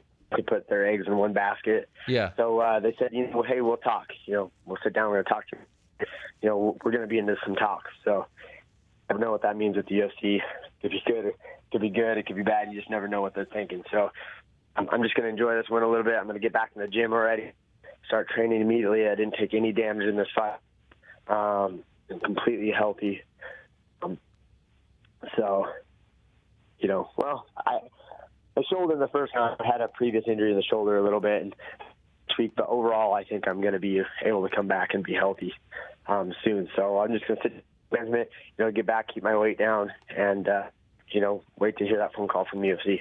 So are you hoping if everything's okay with your shoulder, because you said you had a long layoff, your last fight prior to this was July, are you hoping to be more active here in the back end of 2016, like not go almost, 10 months or so between fights? Do you want to be more active? I do. I definitely want to be more active, and I just had little injuries and stuff, and at the end of the first he had me in that full Nelson. It wasn't a submission, but I had previous shoulder injury from a few years ago that had healed. I think he just kind of reopened that. So we'll see. I had to go in and just get it checked out. But other than that, yes, I want to be active. I want to fight. I don't want people, to forget my last win. Weidman, who's a former WC champ, he was ranked number 6 for a reason. I go out there and his own game, and people kind of forgot about that. Tried to discredit me. And I beat Aljamain Sterling, who's the number 4 ranked guy, undefeated. I go out there and beat him at his own. So I'm showing that I'm well-rounded. I beat one phenomenal striker, and I beat Aljamain Sterling, who's at their own game. So, I want to keep in there and stay relevant. Since you're talking title shot, just curious, who do you think wins on Saturday? It's your division. It's the belt that you want. Dominic or Urijah? Faber's, on the tail end of his career a little bit. He's still super uber dangerous. But I think Dominic Cruz hasn't figured out. He's got him figured out. He's extremely difficult to to hit. He moves well. He mixes his takedowns flawlessly. I just think he's going to just have too much movement for Cruz. I think it's going to be, the only Faber really winning is if Cruz gets a little too caught or a little bit too emotional and tries to put Faber hard and, basically gets out of his element and gets caught with a punch. I think if he sticks to his plan like he usually fights most everybody, I think he's going to be able to just outscore Faber. Are you hoping for one to win over the other? Because I know you used to train with Alpha Male. If Cruz wins, maybe that opens things up. Because if Faber wins, maybe they do the Dillashaw fight. Because there's that history there. Like, are you hoping for one scenario over the other? Not really. Not really. I mean, I think Faber's stylistically a better matchup with me, and he'll definitely engage. He doesn't bite to. And I think that would be, a fight for the fans, and I would love to fight the UFC world title. I did train out there for a long time, and, I always said, Dan, if I ever fight you, I'd want it to be for the UFC world title. And so I'd be kind of bittersweet. But I'm not really tied to anybody winning that one. Okay. Well, I got to say, selfishly, I really would love to see you fight Cody, but I respect the fact you've been doing this a long time. Go for that title. If you feel like, you got a good shot and, you get a win over Aljamain, that's a major feather in your cap. So, do your thing. I wonder, it's going to be interesting. As you know, in this game, I think what helps you is the timing. You fought right next to the, the title fight, being played out on Saturday. It's no longer, you talk about the rankings, but it's no longer, the number one guy he's going to fight. There's a lot that goes into it, as you know. So I agree.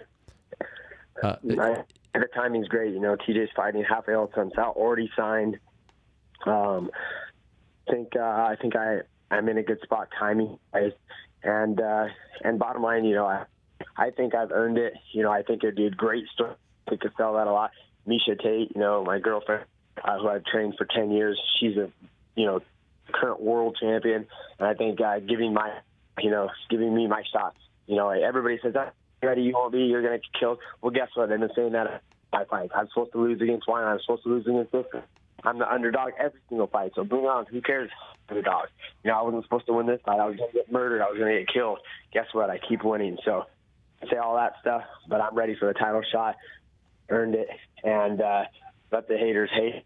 And, test me, a chance. Let me prove myself yet again.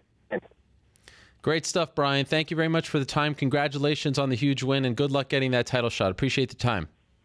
Thanks, Ariel. I really appreciate it on the show, man. All right, my pleasure. There he is, Bryan Caraway, stopping by, coming off that massive win over Aljamain Sterling. Okay, he wants a title shot. Well, let's talk to the guy who's got the next title shot. We're just 5 days away from one of the most anticipated fight cards of the year, and it's in large part due to the fact that Urijah Faber and Dominick Cruz are going to get it on for the third time Saturday night at the Forum in Inglewood, California. And how lucky are we that the California kid, right before his flight to Los Angeles, is stopping by on this show. Urijah, are you there? What up? What's up, Ariel? How are you? There he is. Wow, what a pleasure, man. Thank you so much for doing this. I really appreciate it. What are we looking at today? How busy is your schedule before you fly out? It's been pretty busy. I went and got a haircut. Oh. Been packing all my stuff, last minute packing, making sure I stop by the gym, say bye to the guys, and pick up some stuff. But not too crazy. So we're going with a haircut? We're not letting it long? What are we looking at as far as your hair is concerned?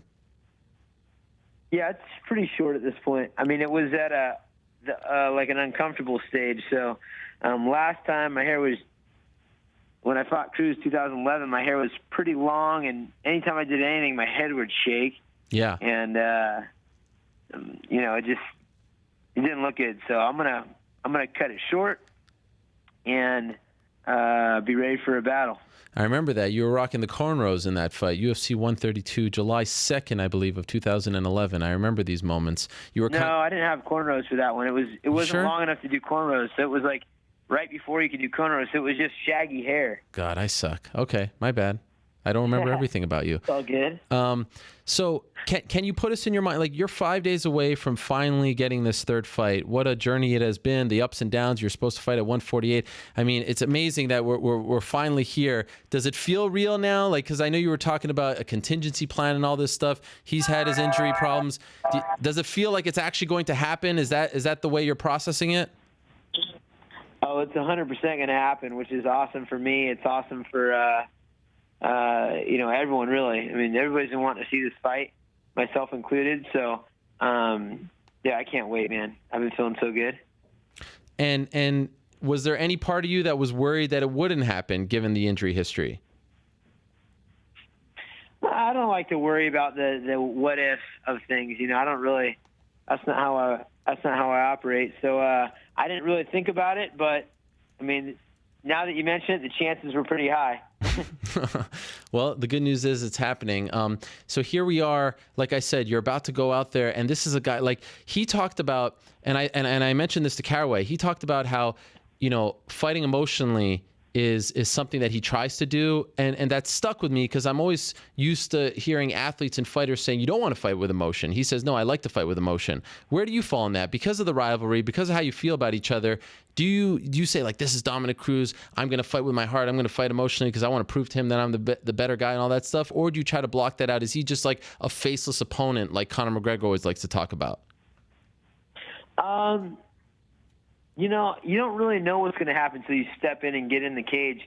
I feel like, no, there's a lot of emotion going into this thing, and that's something that you can't always control. I've been in this game a long time. I've had a lot of fights, so I know the process, and there's definitely a little more edge to this one. It's a little more intent to kill, like I said originally back in 2007. I mean, we really don't get along, and this is going to be a battle. What about, okay, so let's clear something up here. He says that you're accusing him of taking PEDs. You say that you're just talking about back fat. I mean, what were you really implying there? Were you accusing him of PEDs? Were you saying he was out of shape? What were we trying to say with these comments? What I'm going to say is this. That guy's body has changed. If you look at my body from when I was 13 to currently, it looks the same. Whether it's, I would say probably the best I've ever seen him physically look was against Joseph Benavidez. The last fight when he came back from Mizugaki, he looked pretty good. Guy's not aging well. He's talking about me being old in the sport.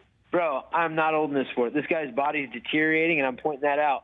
Back fat. He looked skinny fat, love handles, etc. I said, hey, yeah, that's not my job to sort that out. If you ask anybody, though, and you can ask TJ this, you can ask any one of my guys about this, I'm super adamant and proud about how healthy and natural I've lived my life. It's a testament to hard work and dedication, etc. But I'm a super anti-doping guy. I never said one thing about PEDs or steroids. I don't even know if that's what the kids are doing these days, steroids. But they do like EPO, HGH, or whatever the heck they're doing. The truth is this. I don't care. I say he looks skinny fat because he looks skinny fat. I said I saw love handles, so I saw love handles. His little saggy boobs were out there. Maybe that's a Cruz, you hit 30 and your boobs drop, whatever. That's not my business. And the comedy is, honestly, the best thing about this whole deal is these guys try to engage in some banter back and forth. TJ said I'm a dinosaur and I haven't earned any shots. Well, I've been actually fighting triple as many times as TJ and twice as many as Dominic. Dude, the best part about this whole rivalry is how it brought TJ and Cruz together. You know what happens if somebody hints or says that I was doing some sort of PEDs? I would say absolutely not. I've never done anything like that. I've never even considered it. And in fact, I've been a proponent of it. So why would he even say that? I'd say no. What do these guys do? They become best friends. They, Cruz is making up charities that he thinks Dillashaw might have worked at, and I mean, I'm ready to make him. We got to take a poll. Is it Dilla Cruz or Cruzashaw? I mean, these guys are a team now. It's comedy. Well, I can't wait to see who backstabs who first. So to be blunt, do you think Dominic has taken PEDs in the past? you know what? I'll talk to you what I think in private or what I know or what people talk about, etc. I'm not going to say anything publicly about anybody's business. I will say this, and it's a great message for me to send to anybody out there, whoever has been using any sort of PED. Whatever I've done has been completely natural. I'm proud of that. If you had some sort of advantage and you're not able to do it now, well, that sucks for you, but I don't have that problem. So for whoever's out there, and I think you know that Dillashaw will be a testament to the fact that I lead by example. I never even used caffeine until I adjusted my time against Frankie Edgar fight in the Philippines. I'd never used caffeine at all. I actually like it now. I've been using a little bit of pre-workout and stuff like that, but you know, I'm always adamant, leading by example, to be healthy and do everything natural. So that's what I can say about myself. As far as these guys getting their feelings hurt, becoming best friends, I mean, we'll see how that ends up. You know, I know how it worked out for me. I know you're a very busy guy, so you don't always have the time to watch or listen to this show, but I know that we can always count on Mr. Faber, your father, to tune in every single week. That's right. He was just here. So he may have told you about this, but I want to play you a quick clip of Dominic talking about you a couple of weeks ago and get your response, okay? Okay. Here we go. Here's Dominic talking about Urijah Faber. When you're attacking me, I can understand that because he wants to ruin my face because we're fighting. But when you're attacking a friend because he left your camp, I mean, you're just a scumbag. It's a lack of character, and that's something that I haven't liked about Faber since day one. And we're finally seeing the true colors of Faber come out when he makes accusations with absolutely no proof of anything. And one of the best doping agencies on planet Earth, there's just no proof to anything that he says. And again, they're excuses. I mean, this is typical Faber style. Make excuses with no proof and no facts, and they're just all accusations on his part. What do you make of that, Urijah? Well, first off, I give you a list of people that, through my actions and who I am, what I give back, that can testify about my character. So it's funny because Cruz is always trying to figure out what's going on in my life. I don't care what's going on in his life, to be honest. And whoever told him that me and Dillashaw are good friends, it's like, I saw somebody else told me about something TJ said about, I'm really crossing the boundary and our friendship might be over because I said he looks like a preteen. I'm like, did he get a PR agent that just came into the fold and was like, hey, man, you should say that you and Urijah aren't friends anymore because he said you look like a preteen? Dude, I have friends. It's built. I mean, somebody that just doesn't know what the heck's transpired, all the things I've done for that guy and the way he's slandered my name, saying I'm, don't deserve this and don't deserve that, when all I've done is put the guy on a pedestal. And this guy wants Cruz wants to say that this guy's my friend. That guy's not my friend. I have friends. I have friends from when I was a kid that we've earned each other's friendship through actions, through the way we treat each other, through everything. TJ was a teammate, someone that I helped build up. He's not a friend to me. It's very evident. He actually has helped try to break down the culture of a team that helped build him, which is kind of sad. Look at how many times after my fights where I've shouted out TJ. I lost to Brow. Give my guy a chance. Then I went in and talked to Dana about it, et cetera, et cetera. Dude, and it wasn't about following a coach that I brought in, as TJ had said. It was about, he said, hey, these guys are going to pay me to represent another team. He wanted to have his cake and eat it too, then act like a victim. TJ's not my friend. I didn't say he was doing any sort of. You guys should be on the Dilla Cruz or Cruzishaw should be on America's Dumbest Criminals. I mean, someone says that one looks like a teenager after he says that I look like a dinosaur, which is banter back and forth. And he accuses himself of steroids. The other one I say has back fat and looks skinny with little man boobs. He accuses himself of steroids. I've never said one thing about steroids or PEDs or anything like that. Now, if you and I want to have a private conversation about what I think about the sport in general, about who's doing what, or what has been said or hearsay, etc., I'll do that. I'm not going to say that out here. But there's one thing that's for sure. I'm going to whoop Cruz on June 4th. He's a guy that I think through all this is forgetting the last fight and how he got rocked last fight, and he's forgetting the first fight because he says it all the time. Faber's just mad because every time I fight him, he knows I'm going to win. I'm like, bro, we're 1-1. I choked you out the first time real quick, and I very easily could have got the nod depending on what's going on in the judges' heads the second fight. I mean, give me and he wants to make comments about my character. I have a laundry list. Let me ask you. I feel like, Arrow, you know me. Yes. Do you feel like I have good character? I've always appreciated your character, yes. Thank you. I appreciate that, and I respect you as a journalist, and I feel like, you and I have a good sense of who each other are. Yeah. And I can tell you, I've got some of my best friends from high school, from college, from before I could even talk and walk that are, with me still. I just had Lisa Gonzalez and Carmichael Dave come over, two local I love Carmichael Dave. news personalities here.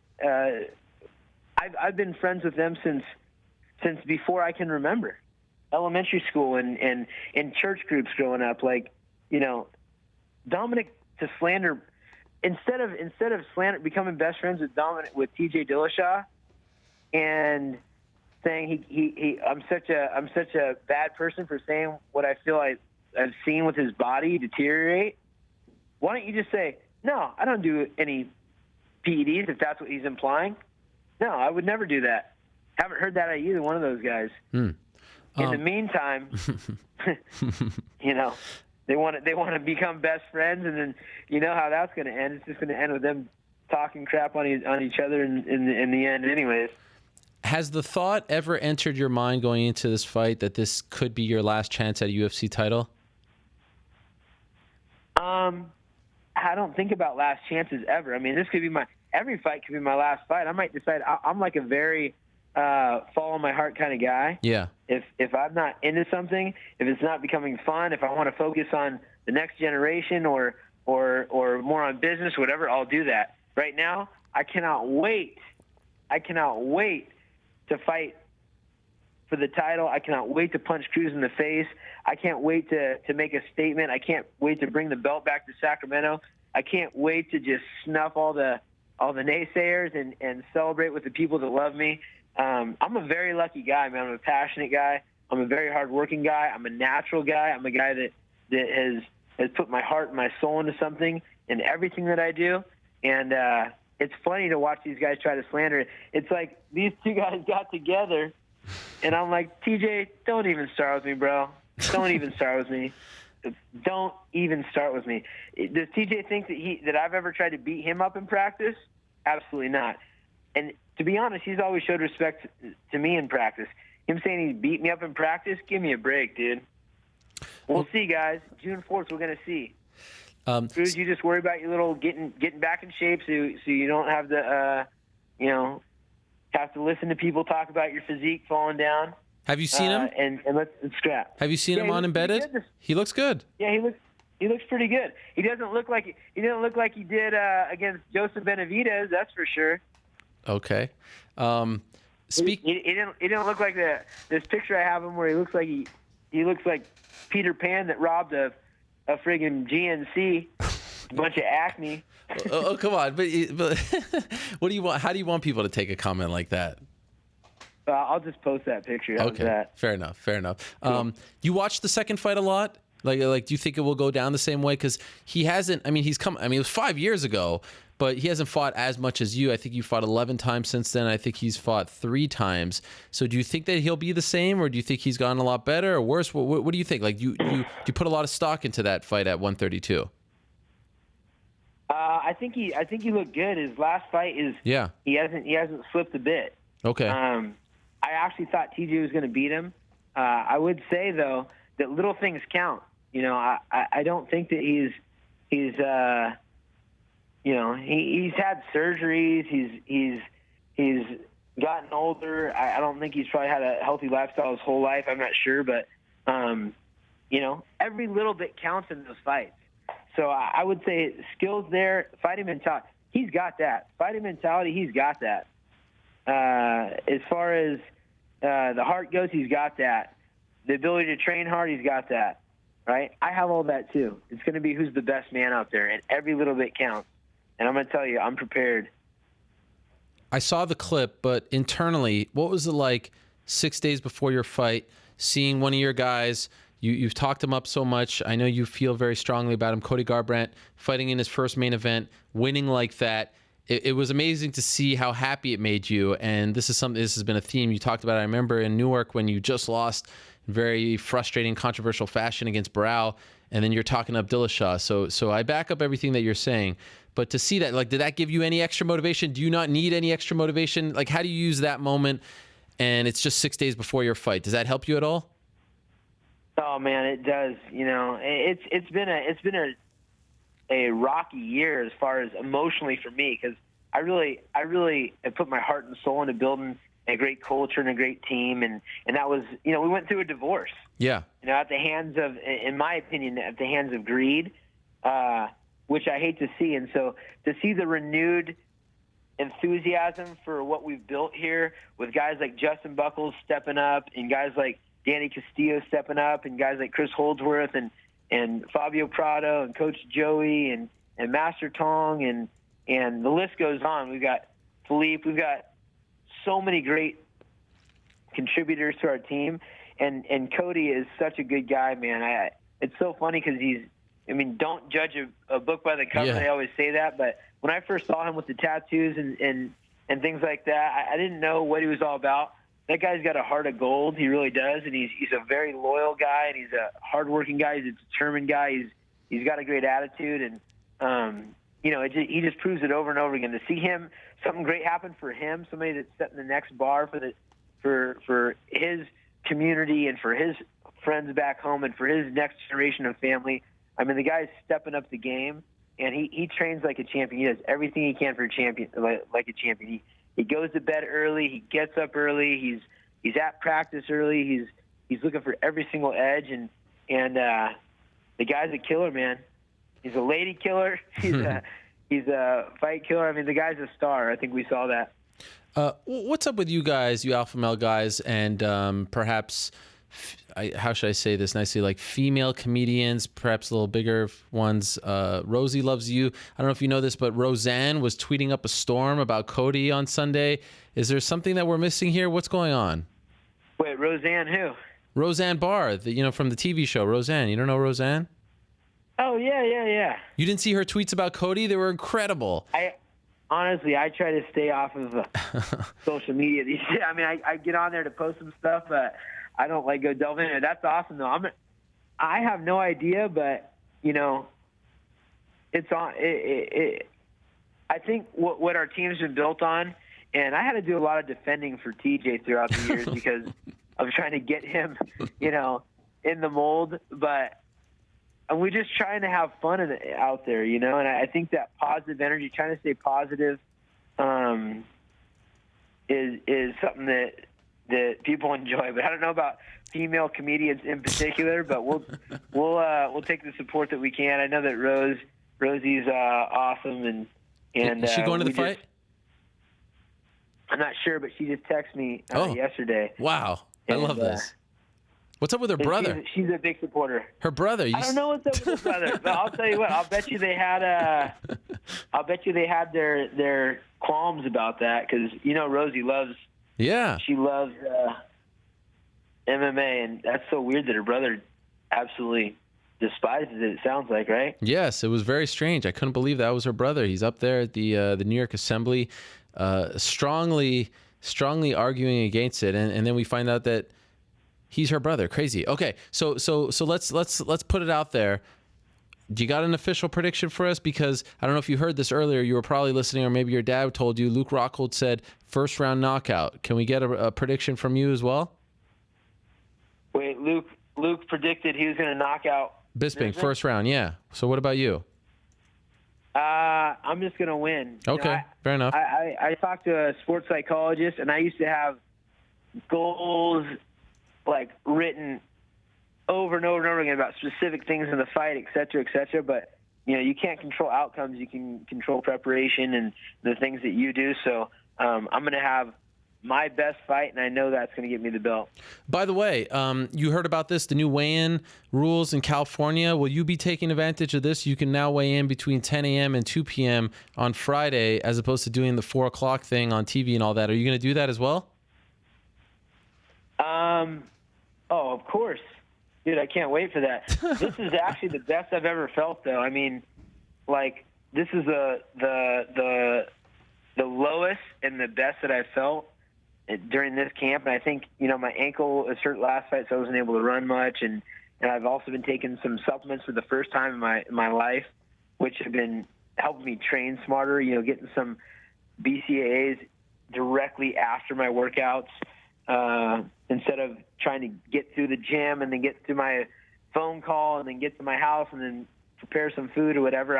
I'm real, like, smart about everything this camp with that, so it's helped out as well. But I will be weighing in as soon as I can. Well, Urijah, I got to say, I'm giddy at the thought. I watched the Bad Blood show last night. It's just so much fun seeing you two interact. And, there was a time I didn't think that you guys would... Was that on? Was that on TV? Yeah, where are you at? You're not watching. You can get it on YouTube. Get it on the UFC YouTube channel. The whole thing is there. You're fired up in that thing. You're fired up. I loved it. It was great. I haven't seen it. He's calling you a bully. His coach is saying that too. You're coming back. It's great. The whole back and forth. I can't get enough of it. You know me. I love this drama. Bully. Wow. Yeah. That you didn't hear that? They were calling you a bully. They said you have bully mentality. I'm gonna bully him. Yeah, that you're like the popular kid in school and he's the not popular kid and you're picking on him and all this stuff. It's great stuff back and forth. No way did he say that. Yeah. Go check it out. That's funny. He makes a lot of weird comments about stuff that he has no idea about my life, which is really funny. I come from a small town, Lincoln of Lincoln is my high school. There's 7,000 people in the town, and there's about 700 in the school, and we're all friends. I mean, there's cowboys, and there's, everybody was friends. You don't have a community like that, like the popular group, or I don't know what he's talking about. This is all new to me, so it's pretty comedy. Well, it's fun. I love this stuff. Can't wait for the fight. The fight itself is more interesting than all of it, but the lead up has been a lot of fun as well. Thank you again for taking the time, Urijah. I really appreciate it. We'll see you out there. Good luck in the fight. Good luck the next few days. And again, can't wait. You guys have knocked it out of the park. Really fun stuff leading up to the fight, and I hope the fight lives up to it. I can't wait to see it. Thank you again, and best of luck to you, my man. You got it, brother. Thank you. All right, there he is, Urijah Faber stopping by. Huge opportunity for him Saturday night in Inglewood, California. Okay, one more guest to go. How about we go to the UFC heavyweight champion now? Coming to us from the land, the home of the Eastern Conference champion, Cleveland Cavaliers. He is the one and only Stipe Miocic stopping by. How about this? Stipe, are you there? Yeah, how you doing? I'm doing great. Thank you very much for the time. Okay, this is the big question right off the top. How was the bachelor party, and why wasn't I invited? It was awesome, and it was just the wedding party. I apologize. What happened to your voice? I lost it. Is this a result of the bachelor party? Most likely, yes. What did we do? Can you give us a hint of what you guys did? I presume I know John Vellante was there. I saw. Was it off the charts? Better than you expected?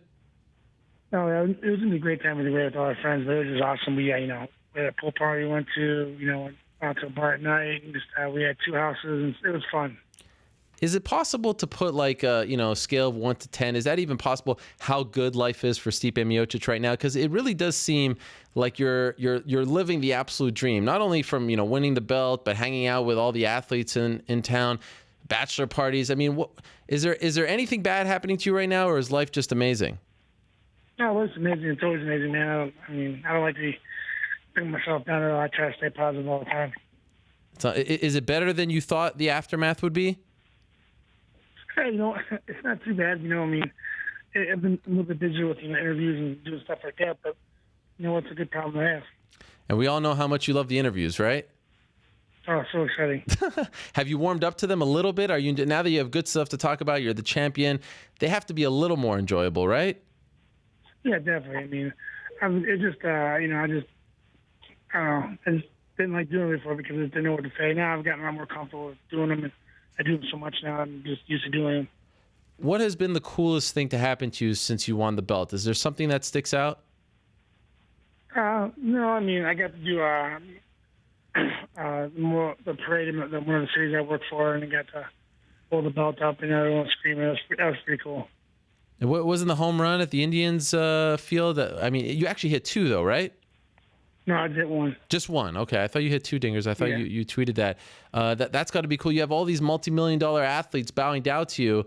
That has to be a little surreal. I was talking about this, before. It's like you're coming home and your hometown teams and your favorite athletes and all that are looking up to you and giving you the red carpet. This doesn't happen all the time. It's got to be a little surreal, right? Oh, definitely is. Just winning the title is surreal by itself. Still really hasn't hit me yet. I think that when I'm all done and retired, old and fat, I'll finally sink in. But right now, I'm, just going to try to keep getting better and, hold his belt for a while. How many times have you watched the fight against Verdum? Quite a bit. Is it just amazing? I mean, you got to love that thing. Is there anything that you feel like you did wrong in that fight? No, I think it was a little more head movement. I was kind of standing still with my head. But in general, everything with the game plan, we knew exactly what he was going to do. And, and then started charging, which actually caught me off guard. But we worked on backing up and throwing punches and angling. But it worked out well. So did you expect that or not? Because we talked about afterwards how it was a little out of character for him to just start charging you like that. Were you expecting him at some point to do that to you? No, I didn't think so. That he's going to keep doing what he's doing. Looking for leg kicks, looking for a takedown, trying to do the clinch and all that. And everything he's trying to do. And they started charging me. Calmed me off quite a little bit. Crazy. Do you recall what it sounded like in there on television? It seemed very quiet. What was were you worried that they were going to, throw things at you? Because we've heard if, a non-Brazilian goes into Brazil and wins the belt, that it could be a little bit, a little bit rowdy. But from a viewer at home's perspective, it just seemed really quiet. Like everyone was just in shock, but they were actually very respectful towards you. Was that how it was? Yeah, I mean, honestly, the fans were respectful before, during, and after the fight. They're amazing fans, and it definitely was real quiet. And I just heard me screaming, and that's about it. But everyone was, real nice and respectful, even after. What about that moment when you came home at the airport? Were you expecting a reception like that? No, not at all. I just, just wanted to go home and see my mom and show her the belt. But it was a little overwhelming. So all these fans showed up. They're greeting you like you just won the NBA title, and you were actually moved to tears, right? Yeah, definitely. Amazing. Yeah, man. I just thought, I just worked so hard to get here, and just it was so awesome to have support, and it just, it was amazing just to have all those people behind me and supporting me. When you finally got your mom and gave her the belt and you got to see her for the first time, what was that like? Oh, we just started crying. Wow. So a lot of tears shed in those 24, 48 hours. Oh, definitely. It was, to work so hard for something and, you finally achieve it. It's nothing better than that feeling. And so when do you switch off? Like, when does the party end for you? And because you already have your next fight, typically it doesn't happen this quickly. You have a couple months to bask in the glory. Have you already started thinking about that Overeem fight, or are you giving yourself a little more time to enjoy this? No, definitely. I'll be in the gym tomorrow. I've been going a couple times a week, not every day, but just kind of working on stuff. But, I'll be back on Wednesday, Thursday, Friday. Did you know that was at play, that if you won, you would headline in Cleveland? Did you know that was a possibility? No, I had no idea. I know UFC's always trying to come, Cleveland, but, they gave me probably like a week. Probably about a week after the fight, they asked me and told me that they'd like to have me fight in September. Wow. What was your reaction when they told you the news? Oh, of course. I love what I do. Fight. Can't pick and choose who I want to fight. Sure. So, but do you think Overeem makes sense? Yeah, definitely. He's on a 4-5 win streak. Whoever you want to put in front of me, I'll fight. Gosh, I can't imagine what that week is going to be like with you defending the title. They've really rallied around you, and it seems like some people are saying maybe you're the one to sort of change the fortunes of Cleveland. And now the Cavaliers are in the finals, and they're 4 wins away. Does that? Can you even process that Stipe Miocic, local guy, could be the one credited for changing the fortunes of a city that has enjoyed so much heartbreak? I shouldn't say enjoyed, experienced so much heartbreak over the last 50 years. Does that even make sense to you? No, I mean, listen, Cleveland's a great city. I love the city I live in, man. People here are awesome. They're loyal, and they're hardworking, and they're loyal to our sports team. So things are changing here. Did you see LeBron when you were at the game a couple weeks ago? Yeah, for a split second. He was getting. They're running out of the locker room. Okay. I saw him. Why did you choose a Dellavedova jersey and not the typical LeBron jersey? Well, I needed some more Cavs gear, so I went to the store and pretty much were all out. And that pretty much took me. Plus, I do like Dellavedova. I do like him a lot. I like Deli. Deli's awesome. He is a hard worker, but you don't actually think they'll beat the Warriors, right? You're hoping for the best, but you don't think it's actually going to happen, do you? 100% it's going to happen. Oh, you think it's going down? It's going to happen this time? Oh yeah, 100%. What's your prediction? Do you got one? I'd say 6 games. 6 games. All right. That means they will do it at home. Have you been on any? I know you're still a fireman and you're not planning on leaving that post, right? That nothing in the world will take you away from that, correct? No. Yep. I worked this Friday. Have you been out and about and have people been like, wait, are you the heavyweight champion? Has that happened yet? It's just civilians? No. I mean, we got a few calls and nothing like that came up yet. Okay. I saw a picture that you posted. What a picture this is. You're in you're in a uniform and you're holding the belt. We'll show it right now. Was that your idea to do that? And you're sitting in front of the fire truck. I mean, this is a movie right here. I'm looking at this picture. It's unbelievable. How did that come about? The button up, the suit and everything. Yeah, it's unbelievable. Yeah. My chief wanted to do it, and the lady did the photos wanted to do it also. Wow.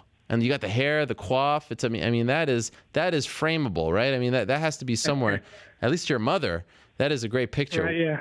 What a dream. Definitely. That's good. I want to ask you this. I had Roy Nelson on my show after your fight, and I asked him. It was just a couple of days after, and I asked him about the fight, and this is what he had to say. I just want to play you the clip and get your response. Okay? Okay. All right. Here's Roy Nelson. He did the point fighting with me too. He ran. You can actually see him. Like I think that's where like the people that are track stars, But like I would love to fight Stipe again, especially now since he is champ with actually a full camp. The point fighting. What do you make of that? That's where he thinks it is. I mean, sure. I mean, whatever he wants to say. I mean, it's his opinion. Are you surprised to hear him say you knocked out the heavyweight champion and he was? Do you think it still just stems from your first fight at 161?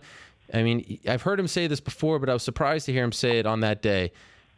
Where do you think it's coming from? And do you have interest in fighting him again? I mean, I'll fight whoever you want me to fight. I mean, I think he's just trying to round me up and get some some Twitter action or whatever you want to say. He said he wants. I mean, that's fine. You got a fight coming up with Derek Lewis. You should probably worry about. Right. But you're not opposed to that. I mean, if they say you're going to fight Roy Nelson, you're down with that. Fight whoever you want me to fight. Okay. All right. So September 10th. Do you have any idea when those tickets go on sale, by the way? Nah, I do not know. I hope I find out soon because I have everyone and their mother texting and calling me and asking me. Yeah. Wow. I think that those are going to sell it in one day. I'm pretty sure it will. Are you enjoying? There's going to be a lot of distractions. Do you think it's going to be fun, or do you think it's just fighting away from home would be less of a I don't want to say a headache, but there's a lot that comes with fighting at home, as you know. How do you think that's going to be? How are you going to deal with that? I'm going to do everything I would usually do. If I was out of town, I would stay in the hotel, keep to myself, and do my thing. Okay, so you're not going to stay at home or do anything like that. Nope. No. Do the usual and take care of business. When's your wedding, by the way? June 18th. Wow. It is good to be the king. What a life. Stipe Miocic. Yeah, I'm super excited. Are you going to sit courtside for all the finals games as well? I'm going to try unless I'm working. Wow. I'm sure they're going to hook you up if you want them, right? Yeah, we'll see. Maybe not. Either way, I'll be watching, so I'm not worried about it. Did you know that it was exactly 2 years ago today that you flew to Brazil to knock out Fabio Maldonado, May 31st, 2014. Mm-hmm. Incredible. 2 years. Look what's happened to you since. Yeah. Crazy, right? Unbelievable. Well, Stipe, congratulations, my man. Thank you for some time today. I really appreciate it. And good luck September 10th against Alistair Overeem. Hey, thanks so much. Thanks for having me on, and have a great week. Same to you. There he is, the UFC heavyweight king, Stipe Miocic, defending his title at the Q in Cleveland on September 10th. Hey, New York Rick, can you do me a favor? Can you see if you can call Cody Garbrandt? Again, I want to ask him one other question. I forgot to ask him, and it's really bothering me. Can you try to get him back on the phone if possible? Just one quick question I wanted to ask Cody. All right. Something's bothering, sometimes I forget. There's so many questions. I don't write any questions down. And then it occurs to me that I forget to ask one question. And it bothers me. You have no idea how much it bothers me. I think about it. Can I have the perfect show? And I'll obsess over it. That does it for today's guest, by the way. Hopefully we can connect with him. We'll do a quick Y'all Must Have Forgot. Memorial Day weekend came and went.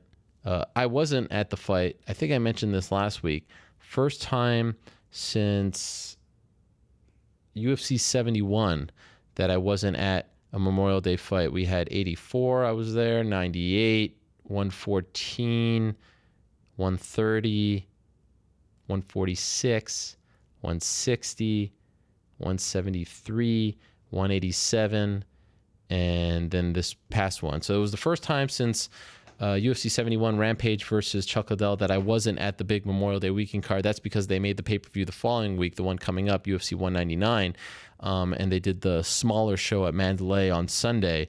But it's always been fun. It's always been fun, covering those events because there's a buzz in the air in Las Vegas. That's typically where the cards are. And they try, in the past, those cards have actually been hit by injuries and all kinds of crazy stuff, but they always try to put on a big card.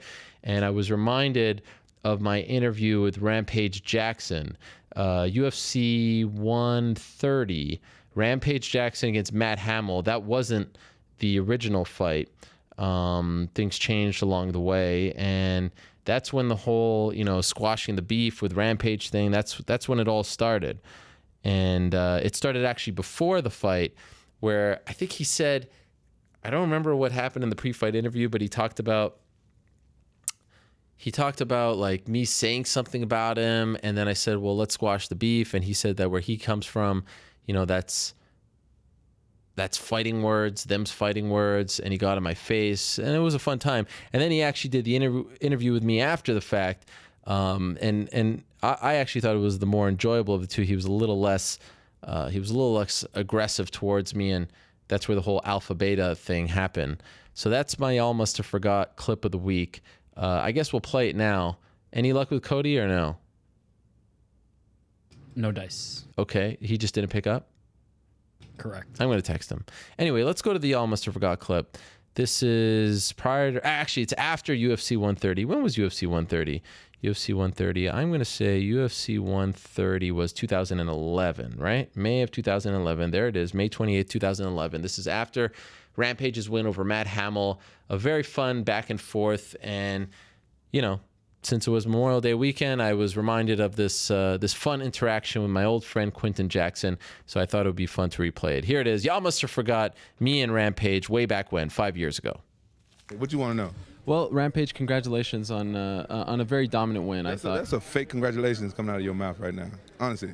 This is my peace offering to you. I came specifically to you. You lost money on me, didn't you? To be honest, I said you were my lock of the night. What? You were my lock of the night. What the hell that mean? That means that I was most certain in your fight, the outcome of your fight. I said, Rampage, that's my lock of the night.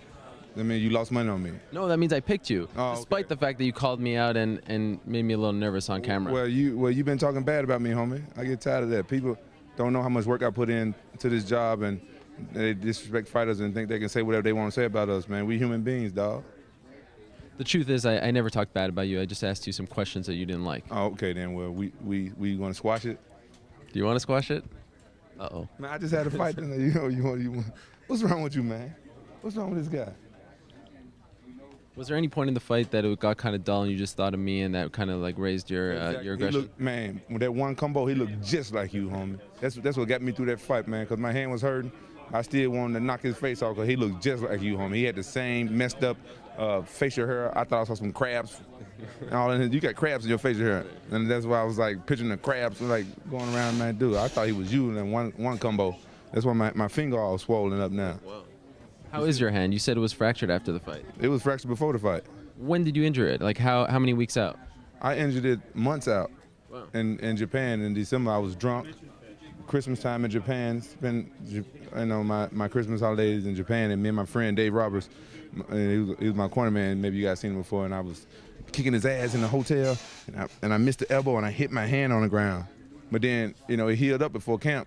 But then I was messing around in camp sparring, and then I did like an up jab and I hit and I hurt it. And so that happened. It re-injured that. That happened like that was in the beginning of camp. That was like 8 weeks ago, and I kept sparring with it 8 weeks. Do you often do that? Just wrestle with your friends in your hotel room and get crazy? I'm a wrestler. Wrestlers always do stuff like that. I'm a wrestler. I'm a fighter. You know what I'm saying? People forget I'm a wrestler. Yeah, we mess around, especially with some alcohol. We mess around. Like what people don't know about fighters, we alphas. We the alpha male. And guys like this, they don't like alpha males. That's why they try to pick on us, because they more intelligent and stuff than us. But that's all they got. I'm alpha. You know what I'm saying? We alphas. We do what we want to do. We mess around the hotel. We get out the car and fight at a red light we want to. We alpha. We do what we want to do. Every fighter y'all see is stepping in the octagon, we alpha male. You know what I'm saying? And everybody else, beta. Whatever. They ain't alpha. You a beta? Well, it's a step, I guess, a different level than alpha. See, he's smart. Right. But he's smart. But look at he's scrawny. Look at his neck. Look how scrawny that neck. Look at that little bit. I could choke this. Look at the neck. I'm alpha. Look at my neck. Look at his neck. Scrawny. I'm alpha. And betas hate on alphas. Trust me, all the time. We get more ladies. How many ladies you got? Just one. Shut up. He's lying right now. He got men. I just want to ask you about your wrestling. Okay, He didn't take you down once. You know, people forgot. That's your base, right? That has to be a source of pride for you, right? Well, yeah, I knew he wasn't going to take me down. I knew it. I fought way more wrestlers, way better wrestlers, you know what I'm saying? I'm a wrestler. Just because I don't go out there and wrestle, everybody try to hump on their leg and stuff don't mean I ain't no wrestler. I like to throw them bungalows, like I said. So I try to knock him out, but maybe I should have wrestled his ass. And my fist wouldn't be hurting so bad. He got a hard head, man, for real. Whoever fight Hammer next, I'm going to tell y'all, what you want to do is go back and watch those old movies when they put their hand in that stuff in that pot. Make your hand hard and hit the fist, get your fist strong, man, because other than that, man, you'll be hurting.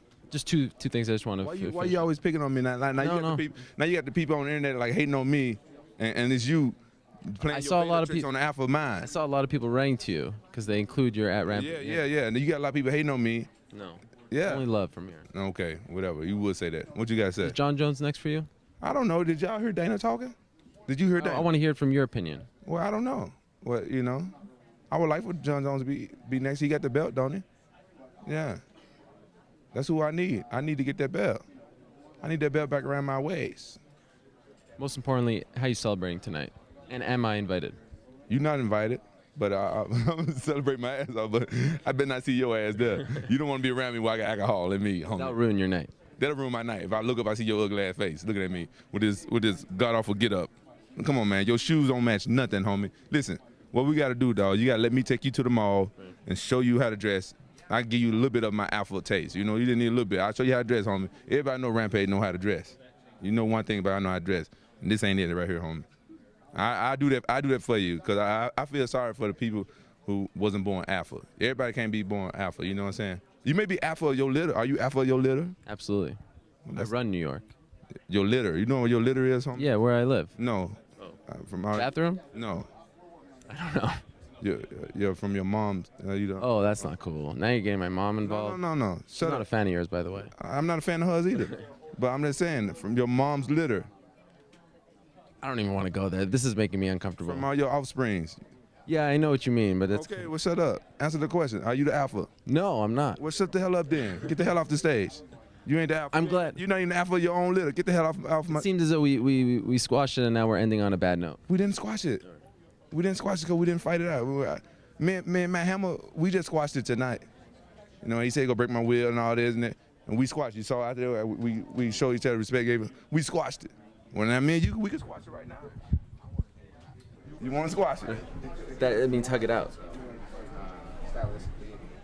That means hug it out. Can't leave this. All right. Congratulations, sir. Thank you for the time. That's your type of squash. That's how they squash it in Canada. That's how y'all squash. You from Canada? Yeah. Okay, now, all right, now I like you again because you from. Cause I thought you was a dumb American. No. See, you ain't no excuse. If you from Canada. Now you got a lot of excuses. Okay.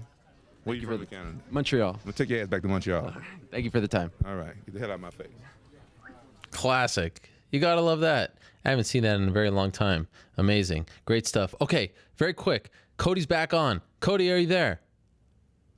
Hey, Cody, I just wanted to ask you one question. It was going to piss me off if I didn't ask you. Did you see Roseanne's tweets about you after your win? Roseanne Barr, did you see her tweeting about you? Yeah, exactly. Yeah, I followed her back and saw that. So I thought that was cool. I'm a big fan of hers. So what was that all about? Did you know she was a big fan? Do you know her from a previous? What? No, I didn't know her. I was honestly surprised. I laughed because we used to always watch the show, me, my mom, and brother, when we were younger. So I was like, we always sat down and watched her on her television show. So it was cool. It was humbling to see that she was a fan of mine, and hopefully get to meet her one day. It's amazing. Tweeting about your neck tattoos and all this stuff. She loves you. You fight. Yeah. Your next fight, you have to have Roseanne there. Maybe walk you out. How credible would that be? Have her as my hype woman. That'd be amazing. Amazing. All right, that's all I wanted to ask you. It was killing me that I forgot that. Thank you, Cody. I appreciate it. Thank you again. All right, there he is, Cody Garbrandt. I just really wanted to ask him about Roseanne. That's it.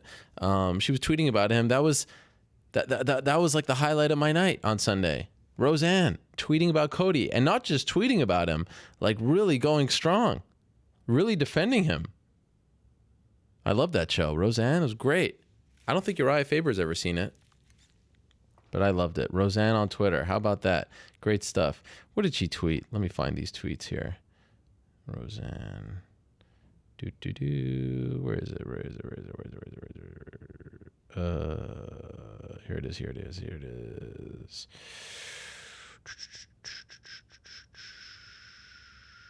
Oh, yes. So this is what first she tweeted, Cody wins it. As I said, she doesn't even write Garbrandt. She just writes Cody. Cody, hashtag Cody wins it. As I said, hashtag neck tats tell you, hashtag neck tats tell the THA tail. Roseanne she is down with no love. And then she had another tweet. Boy, she tweets a lot. Can't find the other one. That was the main one that I retweeted. Oh, wait. Did I find it? No. All right. Maybe I found it. Did I find it? No. You saw those tweets from Roseanne, right? Yeah, this is the one. You ready? Yes. Cody reminds us of who and what we are as Americans. Badasses. No bullshit. Deliver the mail. Put your money where your mouth is. Comeback champions. Oh, my Lord. Cody Garbrandt. She is just the best.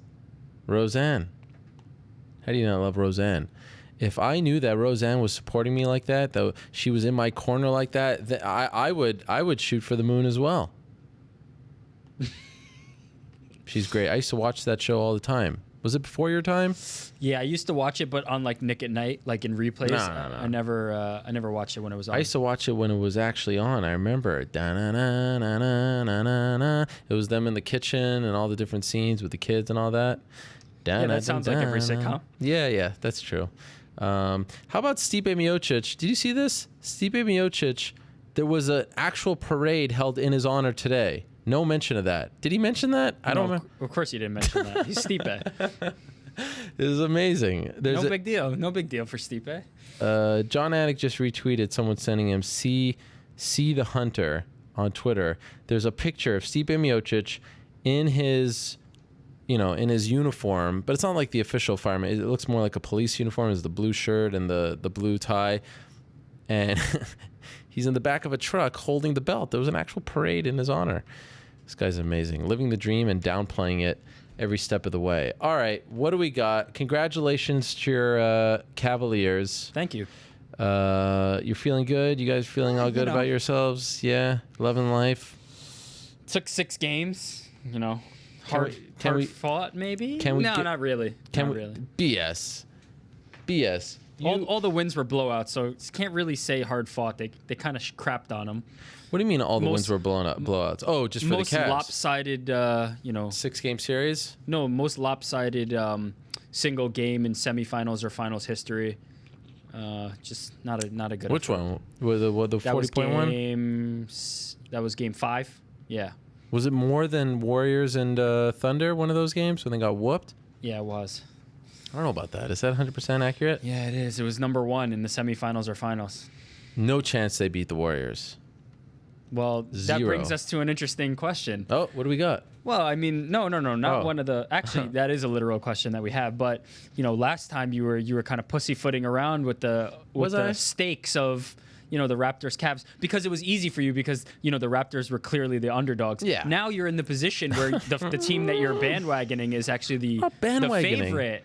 The team that you're bandwagoning is actually the favorite, and my team is the underdog. So maybe you'll be a little more inclined to actually wager something here. I expect this kind of rhetoric from dummies on Twitter, like bandwagoning. To me, it's just so funny that people can't wrap their head around the idea of someone, look, some simple-minded people, they need a rooting interest. Everyone needs that when watching sports. So what do? They bet. They do fantasy. They do, actual money line stuff, whatever they do. They take the odds. The minus 500, I don't understand that stuff, but that's what some people need. And you ask them, why do you do it? Because, I'm going to a random baseball game. This has happened to me many times where I go to a random baseball game with someone. They're like, oh, yeah, I put down $100 on the White Sox. Wow. You needed that to get into the game? Yeah, I needed that. I enjoy sports for the love of the game. But that being said, I like to pick a team when I'm watching. So when the Warriors were playing, the Sonics, I picked the Warriors. When the Raptors were playing the Cavs, I picked the Raptors. Did you call them the Sonics intentionally? Absolutely. Oh, okay. I mean, if there's one fan, look, I know the Oklahoma City fans didn't ask for this. I know this, but I can't support a team like that. I just can't. I'm with that. And someone tweeted me yesterday, why does everyone complain about... You know what that's a sign of? What? Loyalty. Yes. And you know who won't be rooting for Oklahoma City or anybody else after their team gets removed? That's not the... And by the way... Sonics. Well, obviously, but especially not the Seattle fans. They're not going to be rooting for anybody else. Someone... I don't know about that. I bet you they were rooting for the Warriors. In this series. The thing is, people say to me, like, oh, why do the Thunder fans and the Thunder franchise get this much hate? Other teams have moved. But if you know anything about that history... circumstances, well, it was really an owner that did, he tried to get a new stadium, and it was just a really crummy thing. That city, that market supported the team as much as any franchise, so they didn't deserve that. But that's a different discussion for a different day. The point is, the Cavaliers are such an unlikable team. I will say this. LeBron James, what he said about the great country of Canada afterwards to Dorisburg, that was nice. I actually felt a little bad about some of the things I said. It was very kind of him. I mean, for him to give us a shout-out was nice. But you guys just don't get it. He was moved by the passion. Yeah. And that's the passion from the real fans. The real Raptor fans, not the ones who picked them up at the start of the playoffs. That's such... The real Canadian Raptor fans. How dare you talk to me about bandwagoning? I mean, I was thinking about this because I knew it was coming. I will literally go toe-to-toe with any fan out there and say that I have had the worst luck of any sports fan. And can you blame me for wanting my son to not go through the same kind of heartache? The Buffalo Bills have not made the playoffs in the 21st century. Do you understand what that means? The 21st century, they have not made the playoffs. That's 1999. That's 17 years. The Expos don't exist, and the Knicks are a laughingstock. I was also thinking about this. Like, look at every single NBA franchise, even the worst ones. Even like the Timberwolves, they had a Western Conference run. Even the Nuggets, they had one as well. Every franchise in the last 15 years have had some great moment. The Knicks have won one playoff series. I mean, you can make a case for them being the most pathetic franchise in sports right now. And so can you blame me for saying, you know what, maybe I'm going to give my kid a Warriors hat because these guys play the game the right way, and these guys are worth rooting for, and they do things right. They don't jump ship. They don't leave their hometown when they see an opportunity to win a title and then come back and break their hearts. They probably should. I love those fans. Like the Cavalier fans talking to me about loyalty, the same people that were burning his jersey and welcoming him back, the next breath. Get out of here. Were you watching every Cavs game when they were the worst team in the league and drafting Anthony Bennett? That is total BS. No. I watch every Knicks game. I watched them more then than I do now. Total BS, and we know this to be true. You guys weren't watching. I watched them more. You were in the corner crying, saying, "Why me? Why me?" And now he's back, and you're acting like tough guys. Learn a thing or two from the Warrior fans. Humble, respectful. I don't get the Warriors fans. Are you included in this group? No. I'm just talking about the people on Twitter. I just want to make sure. I want to see. Look, I want to see if you're a fan of great basketball. In. And to me, I'm actually sad that there are only 7 games left. I am so happy Believe that me, this is the final. There's not 7 games left. The Warriors are going down in 6. Oh, God. All right, here we go. There's not 7 games left. Well, there's that one Twitter guy that got all upset that I spoke about anything but MMA on this 4-hour show. So that was that little segment there, if you want to call it that, was dedicated to him. But if the point of all of this was to get me to make a bet, like, are you asking for a bet? I want to wager something. Okay, so what is it? You can't just throw it out there and not have an idea. Present me with something. You've got what? 3 days? No, 2 days. You got 2 days. Present me with something, and I'll consider it. And that's it. I know you bleed yellow and blue now. I'm not gonna. How do you not? Come on, remove yourself from the situation. The diehard Cavs fan that you are from Queens, New York.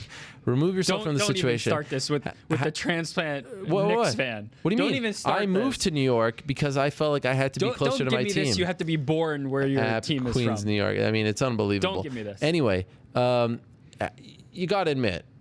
What you witness from the Warriors is something special. You have to. If you're a fan of basketball, you have to admit that, right? They are the most fun basketball team I've seen in my time watching basketball, which is quite a long time.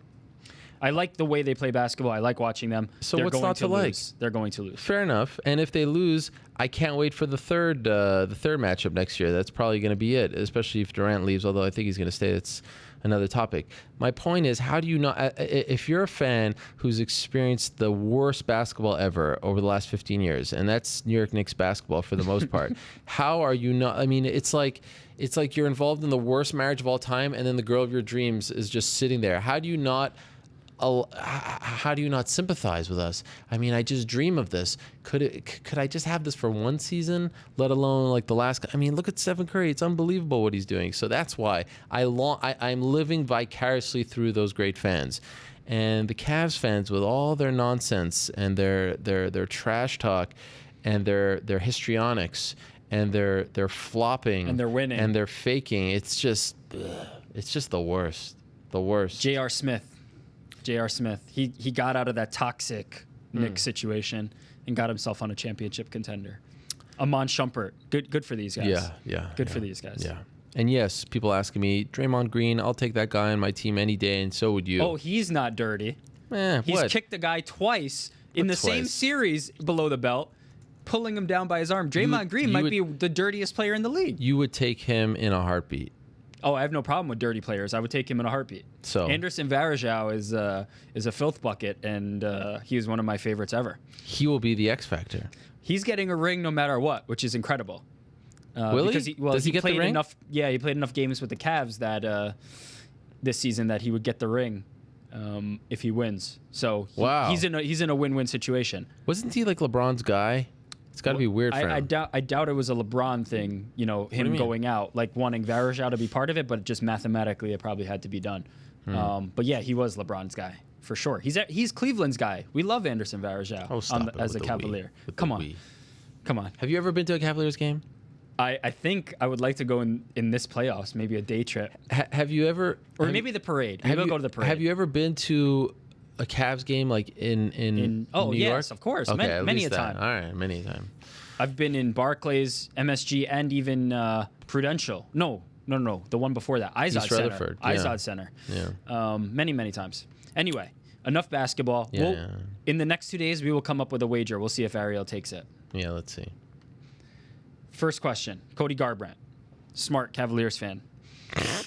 Who's next in line for Cody? I know we've talked about this, and I think you said your one option is Caraway. So yes, that's what I want. How about Dodson or Lineker? Both are great.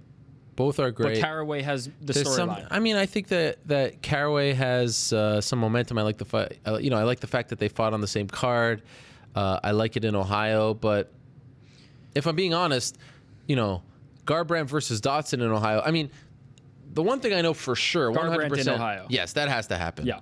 That has to happen. And I'm a little bit disappointed. I know Columbus isn't Cleveland, but I felt like they should have put Matt Brown. Like, they should just put all the Ohio fighters on that card. They'll get support. So I'm disappointed that they didn't put Matt Brown on that card. They booked him against Ellenberger like a month before. I'm also surprised. There's a lot of shows towards the end of the year, and some that even haven't been announced yet, but like 202, 201, 202, 203 are happening in the span of a month and change, which is kind of crazy. But anyway, yeah, Garbrandt needs to be in Ohio, and I love the Caraway fight.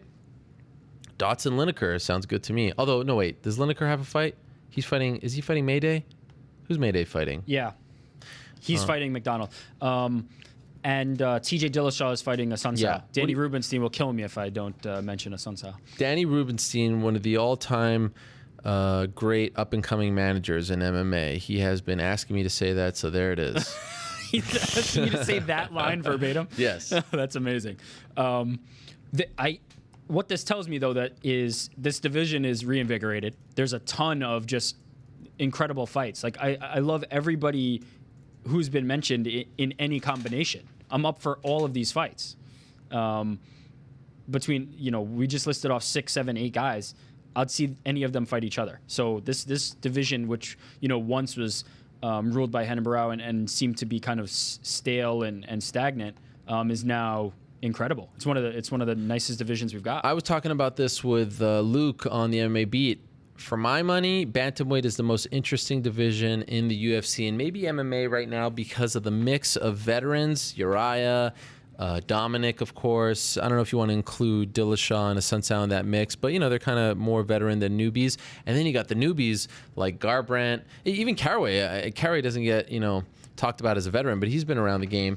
You've got these up-and-coming guys. Lineker is still, somewhat up-and-coming. McDonald is back. Sterling is still in that mix.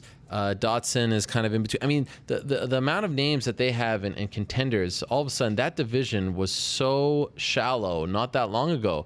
And now I would put it up, like he was arguing lightweight. He was saying lightweight was the most stacked and deepest and most interesting division. I think he's right, but I think this is pretty close. You know why? Can I say why? It all starts at the top. And Dos Anjos still hasn't defended enough. He's not a big enough name. So I feel like when you have a big-time champion, there's a trickle-down effect. Cruz has not defended. No. Well, he fought in January, and he won the belt, and now here he is coming back, 5 months later. But my point is, there has been a major shift in the way people view Dominic Cruz. He is a much bigger star than the first time he was champion. I see it with the views when he's on this show, other interviews with him. It just feels like a bigger deal when he's fighting and he's around. I can assure you, and maybe I'm going out on a limb and I'll eat these words, Dominic Cruz isn't going to headline a Fight Pass card in his next title defense. He's big time. I mean, he's a big time guy right now. He's a very big time name. I'd say he's one of their bigger names as far as champions are concerned. If you go down the list and draws, Dominic Cruz to me is a draw, and the way people perceive him is a lot different. So I feel like there's a trickle down, and he has these rivalries. I will grant you that, but is that the deepness of a division? No. But Demetrius I say there's not a draw. There's a trickle down effect there. So when you have a draw as a champion and one that has rivalries with several guys, rivalry with Faber. If he fights Dillashaw again, there's the rivalry there. I mean, right there, he has his next fight. If Dillashaw wins his next fight, he's probably going to get the title shot again. I would think, right? Mm-hmm.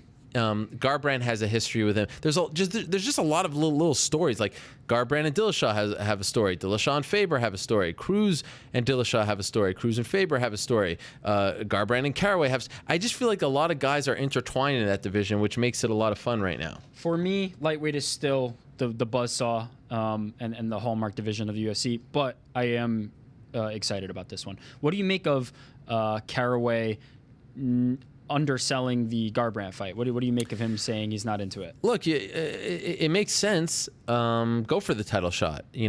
That's not like something that has been said. Like Caraway getting a title shot is something he is asking for, not. Sometimes you got to put things out in the world and hope that they come back to you. So I don't begrudge him. It's sort of like there was a case where this happened recently, and I was like, well, why are you saying this? I don't know. I'm drawing a blank now, but everyone should be gunning for that title fight, and you're coming off a win. Like, why not put it out there? That being said, I'm not confident he's going to get it. I just don't see it happening. But hey, more power to him putting it out there. I think, and I've seen some of the tweets since his interview. I think the way it will be perceived is, oh, he's ducking Cody Garbrandt. No, silly. Well, I mean, that's just the way people want to view things. But I don't know, man. I really want to see that fight. I love that fight so much. Cody headlined the card, this last card that he was fighting on. So even if I think there's a lot of getting stuck in these rankings that don't really mean much. Cody's like, I want to be in the top 15. I want to be a top 10. It doesn't really mean anything. It's kind of irrelevant and kind of useless. Cody just headlined the card. He's got, name value, and it would be smart of Caraway to get himself a fight with him. By the way, is your camera out of focus? Someone's saying this to me on Twitter, and it's bothering. I hope not. People need to see this. Can you zoom in and see? That's the best way to see if a camera is in focus or not. All you got to do is, I learned this in Newhouse back in the day. You zoom in all the way, and then you'll see if it's in focus or not. Because, yes, they have to see that that lovely man bun. How long are we going to go with that, by the way? Are we coming to a close here or what? No, I think, eternity might be the right amount of time. Can we update the Twitter profile then? I mean, it's... No. Can you update yours? What? I look the exact same. First of all, I don't know if that's true, but second of all... What are you talking about? I literally look the exact same. I wore that exact hat to the show. There's nothing different. No, you don't look the same as you looked when that was taken. I mean, for the most part, Even I'm looking at the Rampage interview, you look different, and that was sooner. That was before you even had that Twitter picture. Come on. Not that much different. Maybe not as much as me, but... Your look is drastic. You got it all lined up and stuff. All right. Cody versus Caraway. Yes, that's the fight, That's the fight. That's the fight.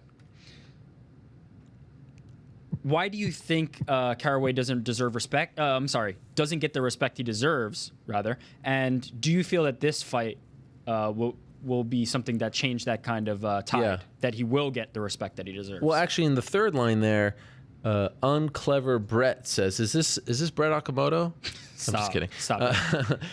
In the third line, he says, could it be the inactivity or his relationship with Misha? People really sleep on the guy. And I think that could be. I mean, look, he hadn't fought since July. All these reports of him turning down fights. And remember back, I think Ronda Rousey helped fuel a lot of this with her beef with them, claiming that, he got a little physical with her and taking shots at him. I think the Ultimate Fighter and the Tate-Rousey feud fueled a lot of this hatred that he gets, whether it's right or wrong. But he definitely deserves your respect after the Aljamain fight. I mean, 100%. Aljo talked a big game, and unfortunately for him, he didn't back it up. Now, do you think it should have been a 10-8 first round? I do. So that would make it a draw, right? That would make it a draw. I mean, I'm not... it's so tough with those damn 10-8s. Yeah, I mean, in this case, it's not one of those, I think Aljamain's pretty comfortable with where that fight ended, and Caraway's pretty comfortable with where that fight ended. It doesn't feel... In this case, it feels like Caraway took the fight from Aljamain, and I think they both can acknowledge that. Aljamain's not and I don't think he's the type of person to rally behind the idea of, hey, that should have been a draw. When really he realizes that he has work to do and he's going to make those changes. All the stuff that you're seeing from him on social media is super positive and saying, this is a learning experience. I'm going to be able to use it. Yeah, he's handling it really well. He's handling it super well. Well and done. I don't think a draw, making the case for I should have gotten a draw is where he wants to be. He wants to be the clear-cut winner, and he wants to make the changes to do that. So I don't think this is a case where we need to rally behind the idea that this fight was a draw. Caraway took the fight, and... He deserves a lot of respect for his fighting skills. I think there's just guys who will rub people the wrong way, and he's one of them. There was the thing with the bonus money. I forget who it was. He campaigned to get somebody's bonus money. Pat Healy. That's what it was. Yeah. Pat Healy lost it because he popped, right? Yep. And he campaigned for it. There's just a bunch of little anecdotes that rubbed people the wrong way. But I think in term, if we're analyzing him as a fighter, he deserves all the respect in the world. He's really good. So he talked about, I still maintain, I know that if you're taking it, at face value and literally you can get riled up, and I'm not going to begrudge anyone for getting riled up, but I still maintain that Aljo's trash talk was harmless, the Mr. Tate stuff? I guess it's harmless, but not clearly, the direction I would have gone. But fair enough. I mean, clearly it worked because it got under their skin. I mean, it worked leading up to it to hype the fight. It didn't work in the actual fight. It you could say backfired because maybe it made him fight better in the second and third. But I still feel like fight. There's definitely topics that are off limits. Obviously, I don't think that this was one of them. And maybe I'm not, and I'm known to be a little too sensitive. I think it's this at base level. It's not that big a deal, and it's something where he's kind of just needling him for the sake of needling him.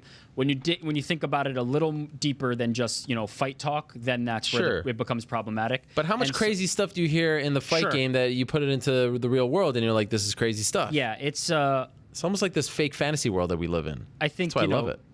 It skirts the line, and either way, it seems to be a non-issue now that Aljo hasn't really continued this, and that's it. I mean, it would be crazy if he did.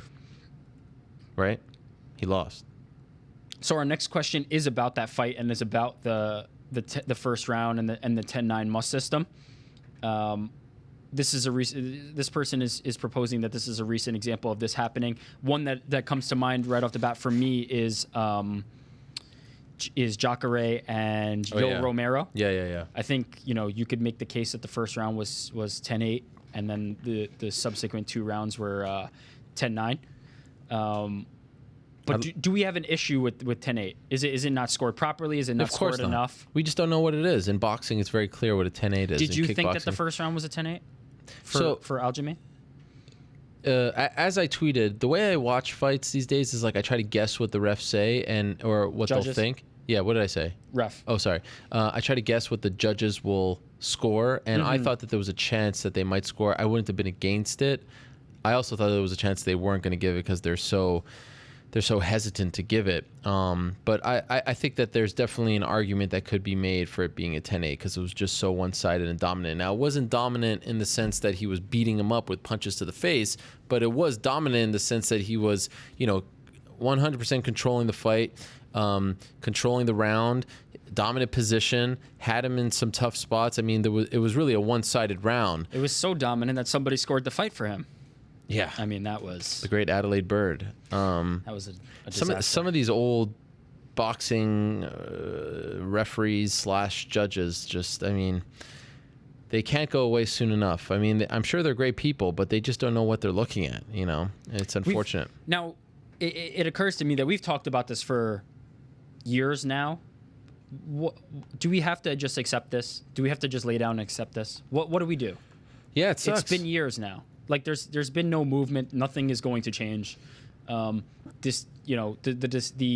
scoring in favor of Aljamain is just as bad as anything we've seen in the past. Like, do we just have to lay down and take it? Luckily, it didn't turn into a big thing because the right guy won. I mean, you could say that it was either a draw or a Caraway win. So luckily, it wasn't a complete robbery and the wrong guy won. But even if it was, I mean, what do? We just move on to the next day. We have no recourse. And what are you going to do? It's on these commissioners. It's on them.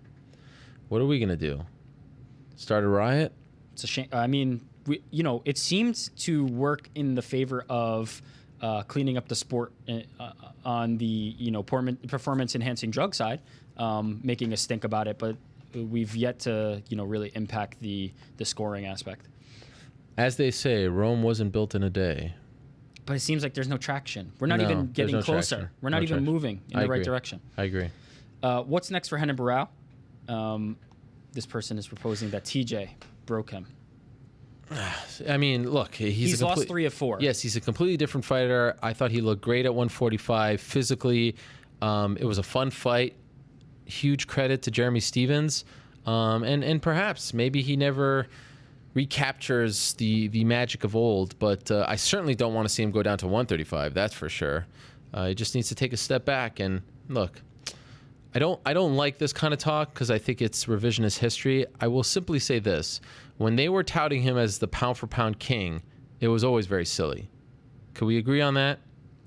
In the era of John Jones and all these other fighters. I mean, that felt like we're trying to sell pay-per-views, and I think he has been a victim of that to a degree, because I think he's not that far off from the fighter who was, he wasn't fighting top-level competition. He wasn't, he didn't fight Cruz. He fought Dillashaw and lost Faber's twice. not. Yeah. Oh no, he was. But I mean, other than that, it wasn't. Compare his resume to John Jones's resume. Let's be honest here. Like, how anyone in their right mind can call him the pound-for-pound king over John Jones? I don't think that was in. Now I have thought and have always thought John Jones is the best pound-for-pound fighter, because I just think he's the best fighter. It doesn't matter weight, whatever. That's what I think pound-for-pound should mean. But I don't think it was unfair to have Renan Barão high at the time. And no, I'm not talking high. I think there was a bit of hyperbole. Yes. We were being told that he is. But that's the fight game. Now, this was. I think that it was fair to have him up there at that point, though. And you're looking at his wins. I think he had a solid run of wins up until of course he did. He got beat by TJ, to the point where it's not dissimilar from Demetrius Johnson's run at the top at 125, and we're considering him a pound-for-pound great. It's fair. That's fair. Although DJ's fair. Doing this, I think he only has one rematch, and that's Faber. Demetrius is like beating the same guys over and over, and shouldn't that be actually a worse case for he's already beaten these guys? No, I'm saying, like, if a guy gets 2 cracks at you, and in the second crack you're knocking him out, I think that says something. These guys are seeing. Look, I'm not trying to. I hate this kind of talk. I really do. But all I'm saying is, great fighter. Has obviously hit a rough patch. I don't think that this performance was, like the Dillashaw fights. That's for sure. But I can't help but think, every time I think of Renan Barão, I think of interim champion, then full-time champion, but he never fought the king, and he was not pushed the right way. Pushing him as the pound-for-pound king, to me, is just kind of like, what? You can't do that. It's almost doing a disservice to him, honestly. Yeah, it's like a needless title. It did set him up for an expectation that he probably wasn't able to sustain. And remember, when they really started pushing that, he lost his next fight. Yeah, but he needs to retool. Obviously, but not go down to 135. No way. I think the weight cutting stuff there, we've seen enough of that. But how about on the other end of it, Jeremy Stephens? Yes, good for him. What's next for him? He said in a post-fight interview that Dana White promised him something. Yeah, I don't know what he promised him. Who do I look like? Jeremy Stephens? Oh, come on. You've got the inside knowledge. People were wondering if you knew. Let's see. I'm curious. Let's go to the featherweight rankings. I loved Garbrandt campaigning the rankings committee. Can we just go through? What's crazy about the rankings committee? It's getting smaller and smaller. It's literally getting smaller and smaller. It used to be like this long drop-down list. I just want to tell you. Can I just tell you the outlets? I'm not going to call it names. I just want to tell you the outlets, okay? MMA Nut, fine outlet in Sweden. MMA Weekly, of course, they've been around forever. MMA Brazil, MMA Weekly, UOL Brazil, Scripps Howard News Service, which is a credible outlet, although I never heard of the guy. CFMU 93.3 FM, VladusSport.com, Fight News, KIOZ San Diego, AM New York, The Wrestling Observer, Cherokee Scout, MMA Oddsbreaker, The Fight Network, Gazeta Esportiva, Combate, Burbank Leader, Sportsnet. There's not a single junkie, MMA Fighting, SureDog, ESPN, Yahoo. Do you know what I'm saying? It's a little strange. But for good reason, correct? They wouldn't want to participate in these, so it's both sides not wanting to do it, rather than it's not like if they asked these outlets that they would participate. It pains my heart that someone like Cody Garbrandt, the biggest moment of his career, is campaigning to these people. You know what I mean? Yeah. It's just there's just something wrong with it. So anyway, I don't know how I got on. Oh yeah, Jeremy Stephens. Where's Jeremy? Speaking of which, let's see where Jeremy Stephens is ranked. Jeremy Stephens is number 9. There's some interesting fights for him. I mean, the thing about Jeremy is that he's had big opportunities. This one, I think, probably his most impressive win. And then he'd get the big fight against like a Cub Swanson in the main event, and it doesn't go his way. So he's had the big spots, and maybe it's all coming together for him now. I remember, this is a guy, Jeremy Stephens. Doesn't Jeremy Stephens have a win over Dos Anjos way back when? Pretty sure he does. I think it was UFC 91. I mean, this guy's been around forever. Here it is.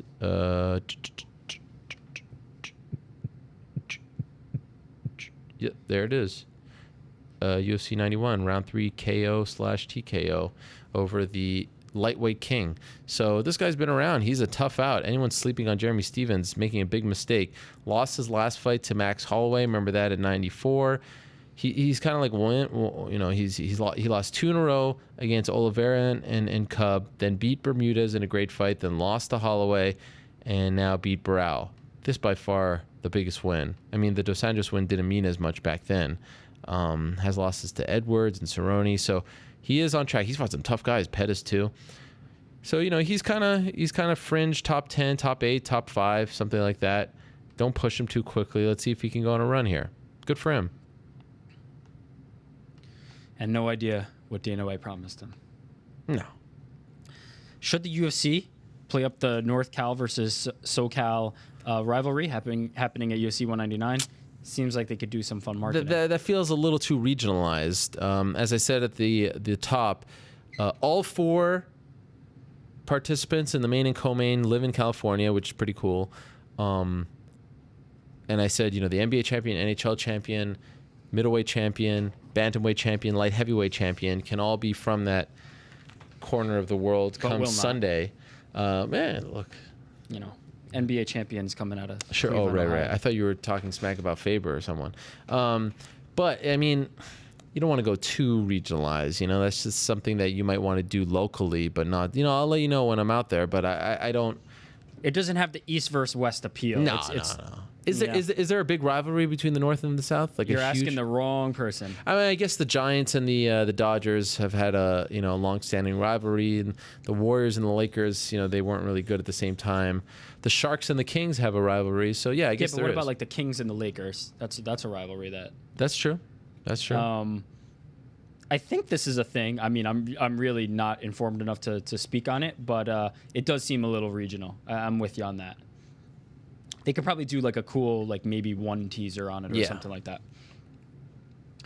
Do you think 2 from the same guy? Yeah, 2 good questions from Twitter. You get a good question, you get a pick. Yeah. Do you think that UFC 199 will be the last chance at gold for both Faber and Bisping? Oh, you love this question. I love this question. You're the one who constantly says, not the last chance. You hate when he's talking last chance. So why don't you answer it? Nope. For both? Nope. They're both going to get another shot at some point down the line. Wow. That's pretty bold. The answer is no. Because this is what happens. They take the opportunity. Maybe they're nicked up. They stay ready. Even if they're not 100% healthy, they always step up and always take the opportunity. Same thing happened here. Bisping, all he had to do was say yes. There were other people who said no, including Caraway, and he got the shot. What about your boy Caraway saying no? Well, I mean, his injury seemed, one that you wouldn't say yes to a title fight. Okay. So who do you give the title shot to after Saturday? Do you give it to Caraway? Has he earned it because he was offered it? Do you give it to Romero, who beat Caraway, as controversial as it may have been, or Weidman, who was supposed to fight in this fight? Like, what do you do next? I think they want to give it to Weidman based on the fact that they wanted to give it to him based on nothing. He had done nothing to earn it. Weidman in New York? So yeah, you do Weidman, and then I think it's Romero and Caraway to rematch them, and the winner gets it this time. Interesting. But I think, in terms of who's earned it, Caraway is the front runner on that. Even though he's 1-1 in his last 2 fights. Right, but he beat Romero clearly. Did he beat him, or was it a draw? I think even if it was a draw, then the rest of his streak is all wins. Mm-hmm. His resume is still better. Right. All right. Well. Anyhow, I'm going to say it is. How for about both. That? Yeah. Last shot for both. Yeah. I could see it as they're both nearing the end of their career, but I just think there will be a circumstance, and this is happening more and more in the current environment of MMA, where the first person available gets it, I think Bisping and Faber will be those guys. At least one of them will get another shot. I'm going to say it is, and I think that they should play it up as it is, just to get people a little more emotionally invested. I will also say that the build-up has been a lot of fun. I don't know if you saw that Bad Blood show and all the other stuff. No. It's just fun. I mean, the UFC made a great call. They're going to do a press conference. Sometimes it's better to do a press conference than just your regular media day because it turns into a spectacle. With these 4 characters, you got to do a press conference. So they're going to do a press conference on Thursday. I thought that was a great call because the dynamic between Rockhold and Bisping and Cruz and Faber is just amazing. So play that up for the world to see. I'm curious how many pay-per-views it's going to sell, though, because it's right before 200, and I really think this is an interesting one as far as pay-per-views. Do you think losing Chris Weidman was a net negative, a net positive, not no effect on the pay-per-view? No, I don't think so, because I think that Bisping has a lot of longtime fans. He's getting people excited. He's getting people riled up. He's just such a fun character, and I think in his older age, and this long journey, 10 years now, let's remember a lot of his diehard fans are in England and they don't count in the pay-per-view discussion. But I think he's developed a lot of... It's funny, a couple of years ago he was the biggest heel in the game, and now I do feel like people are viewing him like this sort of sweetheart character, father of 3. In the Embedded, his own son is picking against him. That's exactly what I was about to say. He's on the Embedded show. His son is picking against him, and he's laughing it off. He's laughing it off. That's going to win you some fans. Yeah, he's great. That's going to win you some fans. I also love how first of all, do you notice that when he talks about the fight, like he literally interviews himself? He's just Luke Rockhold, like he's doing this, like he's running, and he just starts breaking it down. And I love how he says in every soundbite, "Believe you me. Believe you me, I'm going to go out there." He's always saying that. It's great. I love it. He talks about, like, he's almost, I do believe to a degree that he's trying to convince himself, but not in a bad way because he doesn't believe, like, I actually do believe that he thinks he's going to win, but it sounds like he's having this internal monologue, but it's just out there for the world to see, and he's just breaking the whole thing down in his mind. It's fun. I mean, this is why we love the sport. 2.5 weeks notice, guy 10 years in the game in the UFC gets a shot at the belt against the guy who beat him. Urijah, like you can't script a better story. So I think it's going to be a ton of fun. Speaking of a ton of fun, Faber and Dillashaw, do you think that matchup will happen? Let's say yes. Yes. Boom. How about if Faber loses? Yes, they're gonna figure out. No matter what. Yes, it's gonna happen. It has to happen at this point. I would love that fight. Yeah, it's gonna happen. This question was for me specifically, betting question. What do you got? Gedalia and Nunes combined plus 900 when doing it as a parlay. Do I think that it's realistic? Yeah. I wouldn't parlay it, but I do think both of them are relatively... He's asking you. I would say no, because I wouldn't parlay it, especially with underdogs that pay a good amount of money. Okay. But I do think betting on them individually wouldn't be a terrible decision. Who has a better shot? Well, I think Claudia won the first fight. Now, I think Joanna has gotten better since then, but I think Claudia has looked just as good since then. I'm not sure who I'm picking in that fight yet, but I do think that Claudia being as big an underdog as she is interesting, and I think she has the tools to win. And with Nunes, I think she has clear deficiencies that can take advantage of. But the thing about Miocic Tate is she's always in a tough fight. You never see a Miocic Tate fight where she just cruises.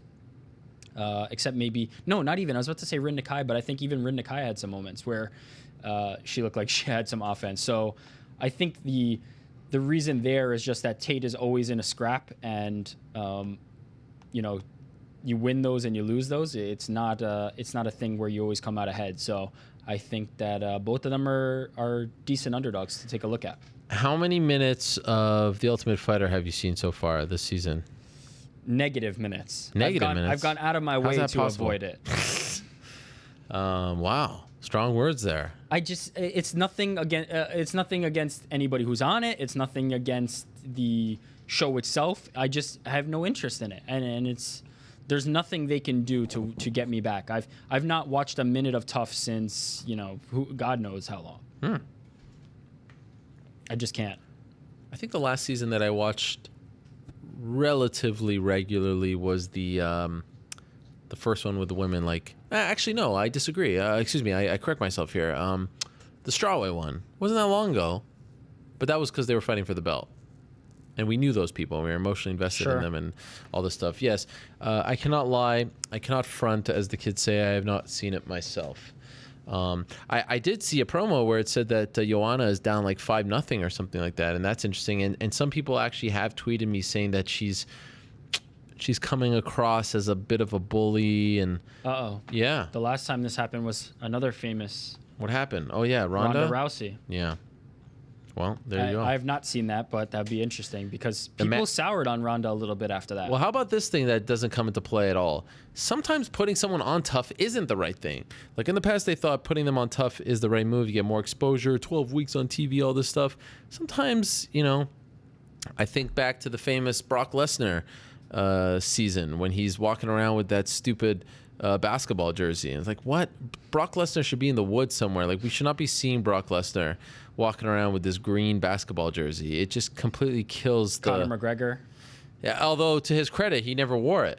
He always wore a suit. No, I'm not talking about the stupid jersey. I'm talking about the fact that he probably shouldn't have been on that show. Fair enough, but the jersey killed me. like seeing Brock in that dumb jersey actually killed me. Do you remember that thing? It was silly. Of course. I remember. So dumb. All right. Okay. Yes. UFC 200. We've asked this at various points. By the way, why do you skip over the compliment that he gave me on the lineup? So we've checked in once again. at UFC you deliver 200. another stellar lineup. He says. We've checked in with UFC 200 at various points. Yeah, I don't know what's going on here. What's your take? But not even what the last fight will be. But how do you feel about the card as constructed? Present day, this very moment. Okay. Is it 200 worthy? I love the Cormier-Jones fight. Love it. Sure. I'm going to be super excited. I'm going to be here saying we're 5 days away, 6 days away, blah, blah, blah. I will say this, though. I feel like right now I am really excited for 199 because of all those rivalries. And interesting. I would put it up there with 200. Like, if you're saying to yourself, which one should I get? I don't know if I could tell you. Like, wow. Am I crazy? I don't know if I'm that excited about 199. Oh, I love 199. I really do. I mean, I'm a sucker for these stories. So Bisping going for the belt alone is worth the price of gold. And then Faber Cruz for the third time, that's tremendous. Those stories are great. But John Jones and Daniel Cormier but that's is the thing. Story. It is. It's tremendous. I will say this, though. John Jones and Daniel Cormier, too, does feel like it needs a bit of a kick in the butt. Don't you think? You play a promo of their run-ins up until this point, and you will kick that right in the butt. Yeah. But look at this card. Max Holloway versus Ricardo Lamas. This is the same thing. Dan Henderson versus Hector Lombard? What? Oh, Dustin Poirier versus Bobby Green? Did you just go? Yes. Dustin Poirier versus Bobby Green. Can we just talk about Bobby Green, the return of Bobby Green? Brian Ortega versus Clay Guida. James Vick versus Beneil Dariush. That's a tremendous fight. It is a good card. Yeah. Jessica Andrade versus Jessica Penne. Cole Miller versus Alex Caceres, which was originally was supposed to be BJ and all that. Very sad. I mean, that's great. Tom Breeze fighting on the Fight Pass prelims. It is a very solid card, but at the top, Daniel Cormier versus John Jones is just overrides everything. It takes everything. Fair enough, but if we're gonna go tit for tat here, can we at least say that this is little old 199 actually can hold its own in the discussion? At the end of the day, yes, the pageantry of 200, the new arena, Jones Cormier, seeing Frankie fight against this is all great. Misha's first title defense, Kane against Brown. This is all well and good, but I don't think it's a no-brainer. I don't think it was the no-brainer that 100 versus 99 was. You know what I'm saying? Yeah. I think 198 was really, really solid. 199 is really, really solid. But 200, not about the number, but about that headline fight. That really is going to make the difference for me. They're just going to, when we get closer to it, they're going to start rolling out the promos, and we're going to remember why that first fight was so important and why the second one is as well. It's gigantic, but 199 is great. It's solid from top to bottom. I love 199 is really good. And I also love that it's at the Forum for some reason and not the Staples Center. Forum's a great venue. You been there? Yeah, we had a glory show there. Oh yeah, look at you. Really, really nice venue. I am also excited for 199, but not that excited. Come on. Not as excited as you are. Speaking of fights that were potential for 200. Nate versus Connor. Oh. Do we have an update here? Now, we had an interview with Nate. By the way, where were you last week? We had to go on our own. Couldn't make it. I mean, it's unbelievable. What was it like seeing the entire world. We were trending on Twitter. I don't know if you know this. We were trending on Twitter, whatever that means. I honestly feel like people just say that to sound cool. Yeah. But anyway, I'll take it. And you were on the outside looking in. What was that like for you? That's what I want to know. It was not something I was paying attention to because I was working. BS. And that's you were completely oblivious to what was going on. I mean, that's even more insulting if you ask me. Yeah, I mean, I had to work, but you couldn't have that on, and you couldn't wear your headphones. I mean, I don't believe that. I could not. But that is BS. I will say this: that was fantastic stuff. It was truly incredible.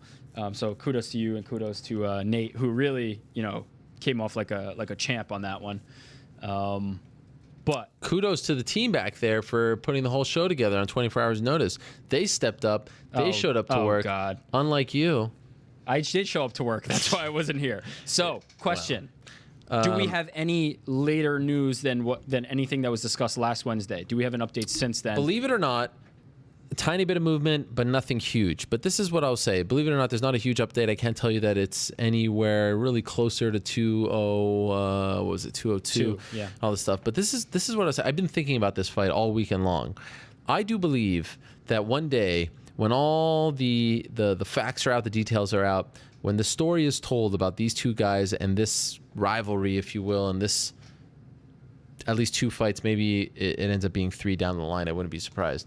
I do believe that we're going to look back on this fight as a real shift, like going down as one of the most important fights in the history of this sport. And I'm not overselling this. I actually feel like I'm underselling it, and I don't feel like everyone is grasping this. I mean, you start. There's going to be a documentary made. I can assure you that a great book can be written about this fight, and here's why. Conor McGregor, when he was fighting in Ireland, people used to call him McDiaz. They used to call him the Irish Diaz brother. So you think about there, like where these guys started, completely different worlds, completely different countries, different backgrounds, still had their ups and downs, humble beginnings, all that stuff. But one of them was actually being compared to this famous, to these famous brothers. And then they go through their journey, they're about to fight, Nate feels like Conor's taking everything that he's built, and he's making the money that he should be making. Calls him out, consciously, as he explained in that interview so well, and the stars align. Remember, Conor could have, if Conor would have told the UFC prior to 196 when RDA got hurt, I want Cerrone, they would have done the Cerrone fight. He was ready and willing, but they zeroed in on Nate Diaz for whatever reason. And the fight happens, and it explodes, and it does 1.5 million buys, which is absurd for a fight that was put together on 11 days' notice. And the world is watching that press conference, and they have the melee at the one a couple of days before, and then Conor loses, and the entire world explodes. The MMA world explodes, and then he, for some crazy reason that no one can understand, asks for the rematch in the same weight class, and they're going to do it at 200, and then he retires, and then the fight's on, and then it's off, and then Nate shows up to the press conference, and they think he's going to take another fight, and this is where it starts to get really interesting, and this is why it's so important historically. Nate Diaz could have showed up to that press conference prior to UFC 197 and said, if you're going to pay me the same amount of money, I'll fight someone else. But subconsciously, or maybe not even subconsciously, but he wasn't as literal as perhaps some would like.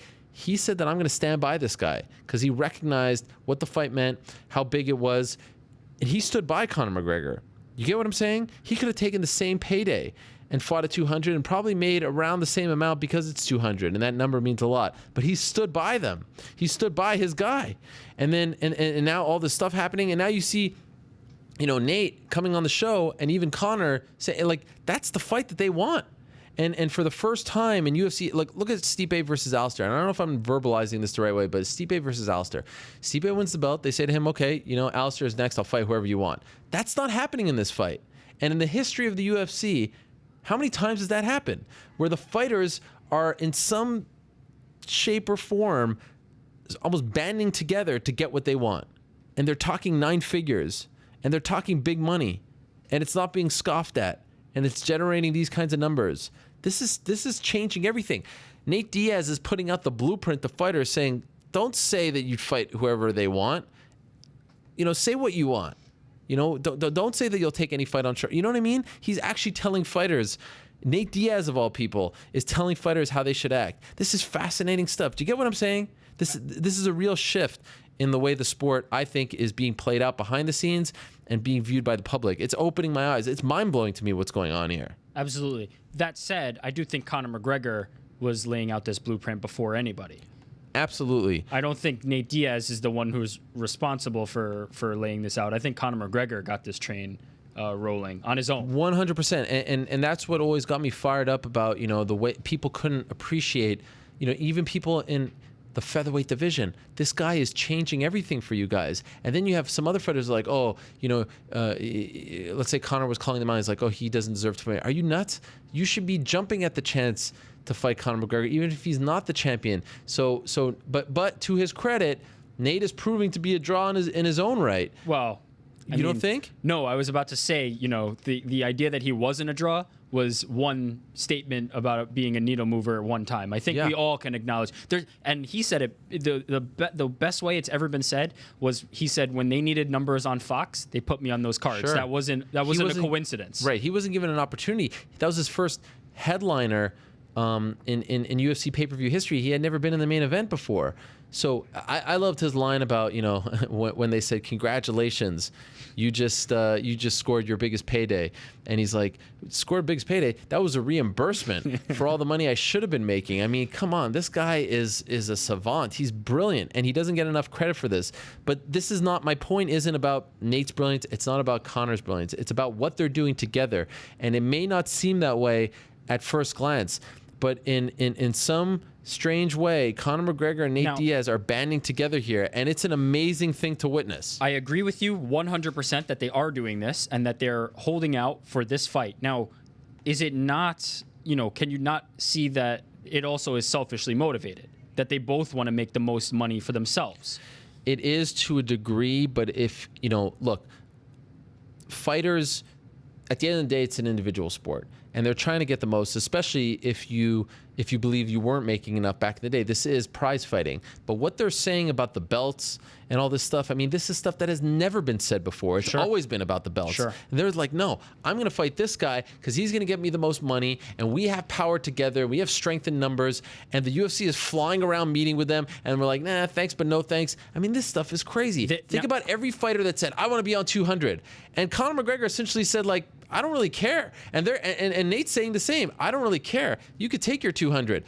And honestly, I think 202 is going to do better than 200 at this point. I think 202 can get 2 million pay-per-view buys. I really believe it. And I think it would be a travesty if they can't figure this out, because at the end of the day, who stands to make the most money? It's not Conor McGregor, and it's not Nate Diaz. The UFC will make more money than both of them combined. That's 100% fact. That entity will make more money if this fight happens. It's good for everyone. Everything that is happening right now is great. They just need to figure out how to get this done. The financials, the terms, I don't know what it is, but they need to figure out how to get it done. And we will look back. I can assure you, a book can be written about the history of this fight.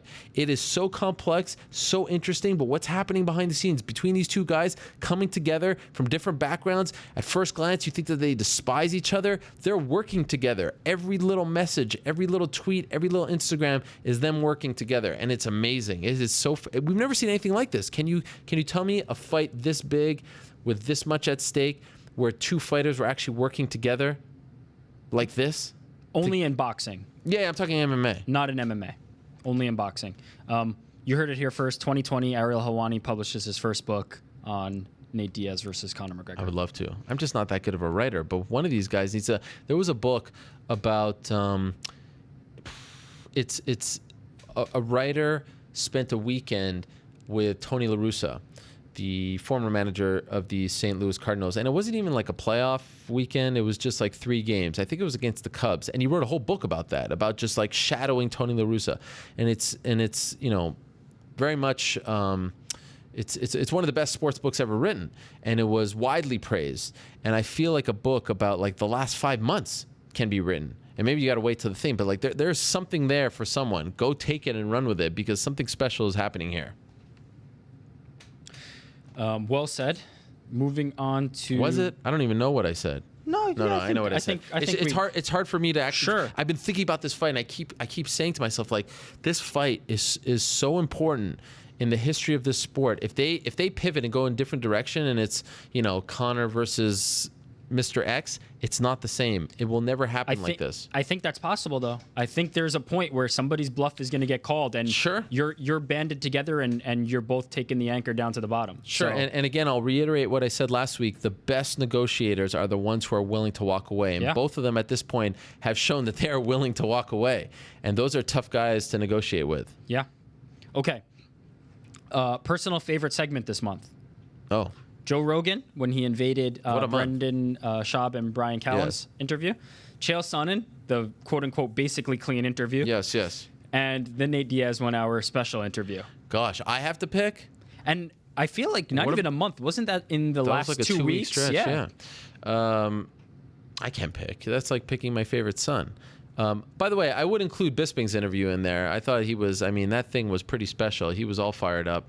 I can't pick. I mean, the Nate one was cool. I'll say this about the Nate one, and I alluded to this on Twitter afterwards. It's like, all I want to do, forget about the scoops, breaking news, and all that stuff. Like, that to me is fun, and there's a rush that comes along with it. But to me, if I could do the big interview every day, I love the Charlie Rose show. I love the Howard Stern show. Like, give me a black room, give me 2 microphones. That's all I want. I just want the big interview.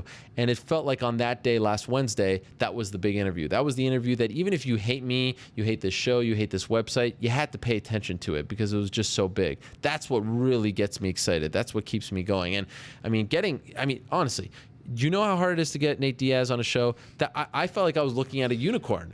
I was like, there's a good chance I will never see this again. That's what made it special as well. And it was the right time. I tried to get him on weeks prior.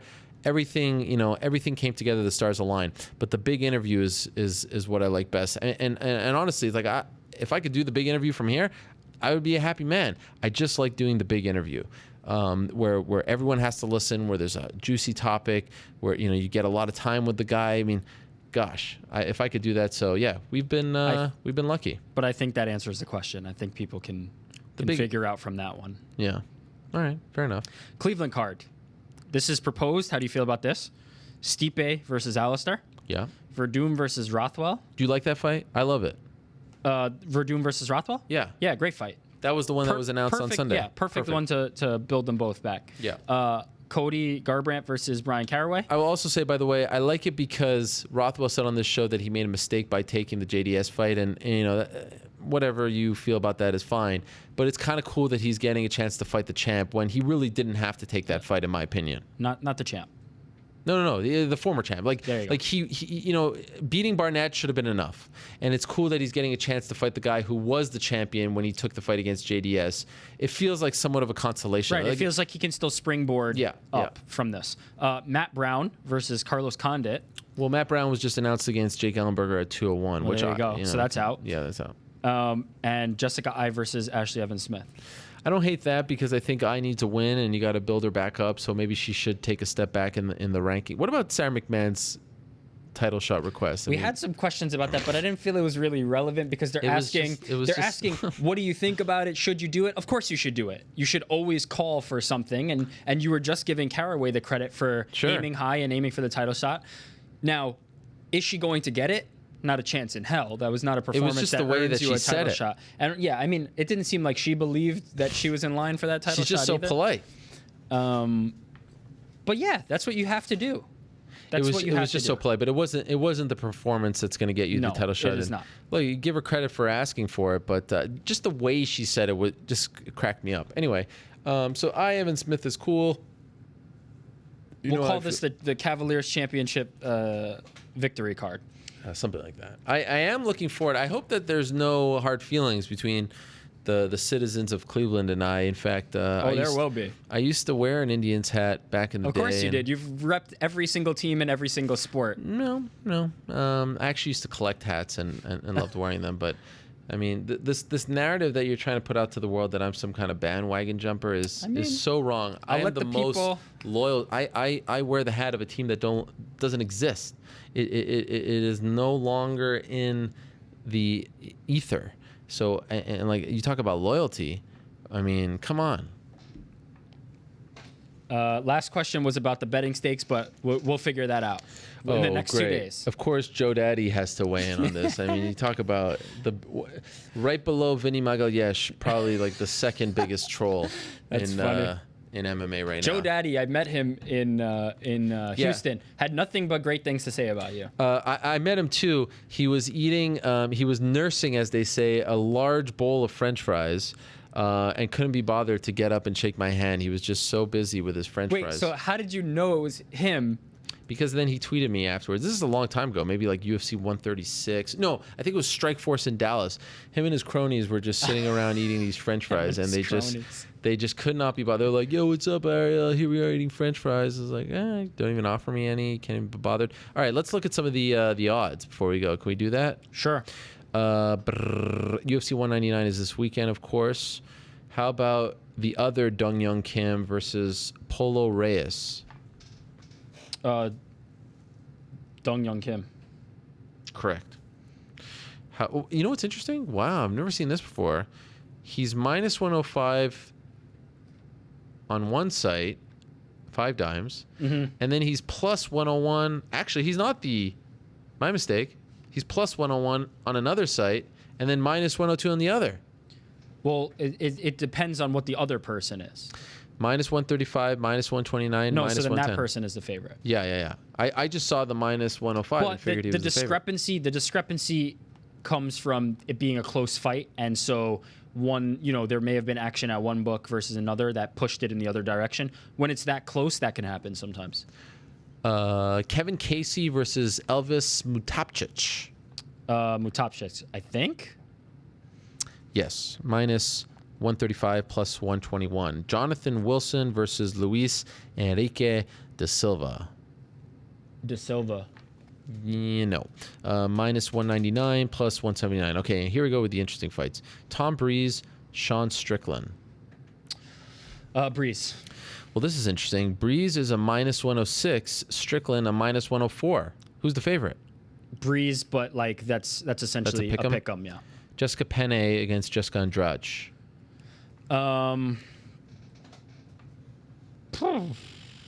Jessica Penne. Yes, minus 141 plus 131. James Vick, Beneil Dariush. Ooh, that's a good one. Huh. Super close ones here. Yeah. I'm going to say Dariush, but I think it's close, obviously, as you already said. Yes. Minus 152 for Dariush, plus 141 for Vic. Brian Ortega against Clay Guida. That's an interesting one because I think Guida has the style to kind of neutralize him, but you don't really want to play in Brian's guard. I'm going to go with I want to say Ortega because of the youth factor, but then I feel like Guida's going to get the love. Let's go Guida. Incorrect. Minus 219 plus 192. See, that's a little surprising. I think there's value on Guida there. Yeah. All right, how about this? Dustin Poirier, Bobby Green. Dustin's going to be the favorite.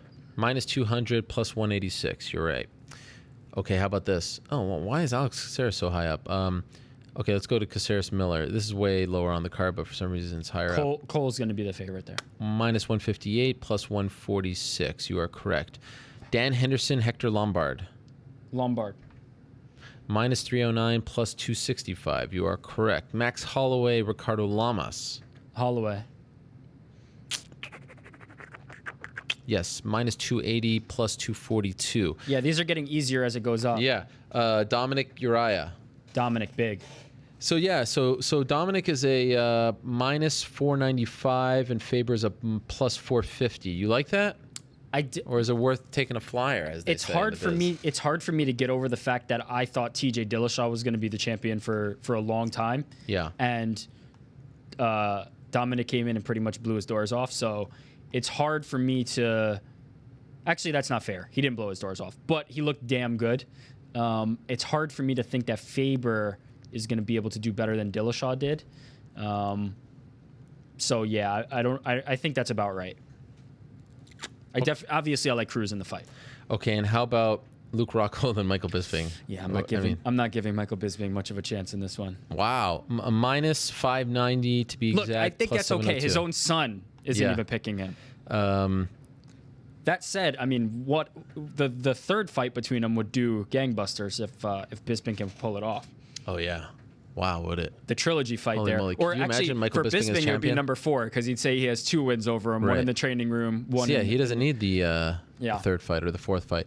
By the way, I love how Bisping's kids, you notice like they have American accents, but then Sure. like slight English accents as well. Yeah. I mean, It's great. When you're here and you're growing up with people who speak like Americans, then that's what you're gonna adopt. So, I just I love that scene from Embedded. It was one of the best things ever. Okay, what about, I wonder if there's, maybe it's too early, but Rockhold first round KO. Well, if you give me a sec, I can actually look and Because see he if called that's... his shot like Garbrandt. I wonder in hindsight what Garbrandt's... No, they don't have the round by round yet. It's not out yet. But I have a feeling that it won't pay that much because I think people are expecting Rockhold to finish him pretty early. You think it happens in a round? I mean, last time, he got it done in, what was it, 2? 2, yeah. This time, Bisping has much less time to prepare. He's going to have to take some risks early because he's going to have to finish it early himself. Luke's obviously going to have the cardio edge. I think there's potential for a finish early. Yeah. Wow. All right. And that's UFC 199. That's UFC 199. By the way, before I go, I wanted to just send the best to Valentina Shevchenko and her team. Crazy scene yesterday. You can read about it on our website. Caught in a shootout, and I mean, just horrific stuff. So I wanted to send my best to their team. And the early reports state that Shevchenko wasn't harmed. And of course, she is scheduled to fight Holly Holm on July 23rd in Chicago. No word yet on if this affects it at all. But her longtime coach, mentor, someone very important to her was hurt in this, and you just hope that everyone's okay. And gosh, I can't imagine. So just want to send my best to Valentina and her team. And I also wanted to mention before we go that I've been seeing some articles and tweets about this online, that today is the 10th anniversary of the passing of Ryan Bennett, who I never had the pleasure of meeting, but I wish I did. He passed away after being involved in a car accident 10 years ago today. I remember exactly where I was when I read it online. He had just started working with the Fight Network in Canada, and of course, helped put MMAweekly.com on the map and had a radio show online. I mean, really a pioneer when it came to MMA media, and even did some work for the UFC and other promotions, on top of being a sports anchor. Never had the opportunity to meet him. Wish I did. And really someone that, when you see people, the way they talk about him still, and the impact that he had, and the positivity and the love that he had for mixed martial arts, he definitely will not be forgotten. I wish, our paths could have crossed when he was still around. But I wanted to mention that and thank him, wherever he may be, for what he did for the sport, and in particular, MMA journalists. So, Ryan Bennett, definitely not forgotten 10 years later. I just wanted to mention that at the end of the show as well. There's a great article about him on foxsports.com written by Damon Martin, who did work for him over at MMAweekly.com. If you want to learn more about his impact and his story, I suggest checking that out. There's a couple of videos in there as well. Really great stuff from Damon, and very cool that they posted that on foxsports.com. All right. Well, we are done. Anything else you want to say before you go? Nothing? No crazy bets? No offers? Nothing? Go Cavs. All right. There you go. Game one on Thursday. I'm going to say, look, you want to come at me with a bet? I'm here. You know where to find me. But I'm going to say Warriors in 7, only because I want to see them celebrate this time on their home court. I'm going to say over under. I'm going to set the line at 48 for flops from LeBron, and I'll say maybe 15 or so missed free 3-pointers from J.R. Smith in the first 3 games. So I'll just stick with the first 3 games for now. But that's not what we care about. We care about UFC 199. It is this Saturday. It's in Inglewood, California. I can't wait. I go there tomorrow. And so I'll be there for all the stuff beginning Thursday. I leave tomorrow night, so stay tuned for our coverage. The Fight Week stuff actually kicks off tomorrow with the open workouts, so definitely do not go anywhere. You can hit my music. We are done. Fun show today on this special Tuesday edition of the MMA Hour, May 31st, our final show in the great month of May. There is nothing like May, June, and July. I'm just in such a good mood over the next 2 months now. I mean, it's like one long Saturday. It gets darker later. It's like still 9 o'clock, and then you can see some sunlight out there. I mean, what a time to be alive, right? And you got all these great fights, back to back to back to back. Soon, now we're getting into June. We've got Rory and Wonderboy coming up, and then of course all the great fights, UFC 200 week. It is a great time to be a fan of mixed martial arts. Wow. But May, June, July, there's just something special in the air. Love it. All right. Fun show. Thank you very much to everyone who tuned in. Thank you to all our guests today. Great group of guests. If you were hoping for Paige Van Zandt, apologize about that, but I assure you that she'll be on in the very near future. I want to thank Cody Garbrandt for coming on twice. How about that? Congratulations to him. Good luck getting that fight against Bryan Caraway. Thank you very much to Chris Weidman, and best of luck to him as he gets ready to go under the knife. Still not 100% sure, but weighing his options right now. Thank you very much to Luke Rockhold, coming on just days before his big title fight against Michael Bisping. Best of luck to him. Thank you very much to Bryan Caraway for stopping by as well. Congratulations on the big win. Thank you very much to Urijah Faber for stopping by. Good luck to him on Saturday night. And thank you very much to Stipe Miocic. Again, congratulations on becoming the UFC heavyweight champion. Give us a rating on iTunes. Back next week, same time and place. Until I say peace, somebody.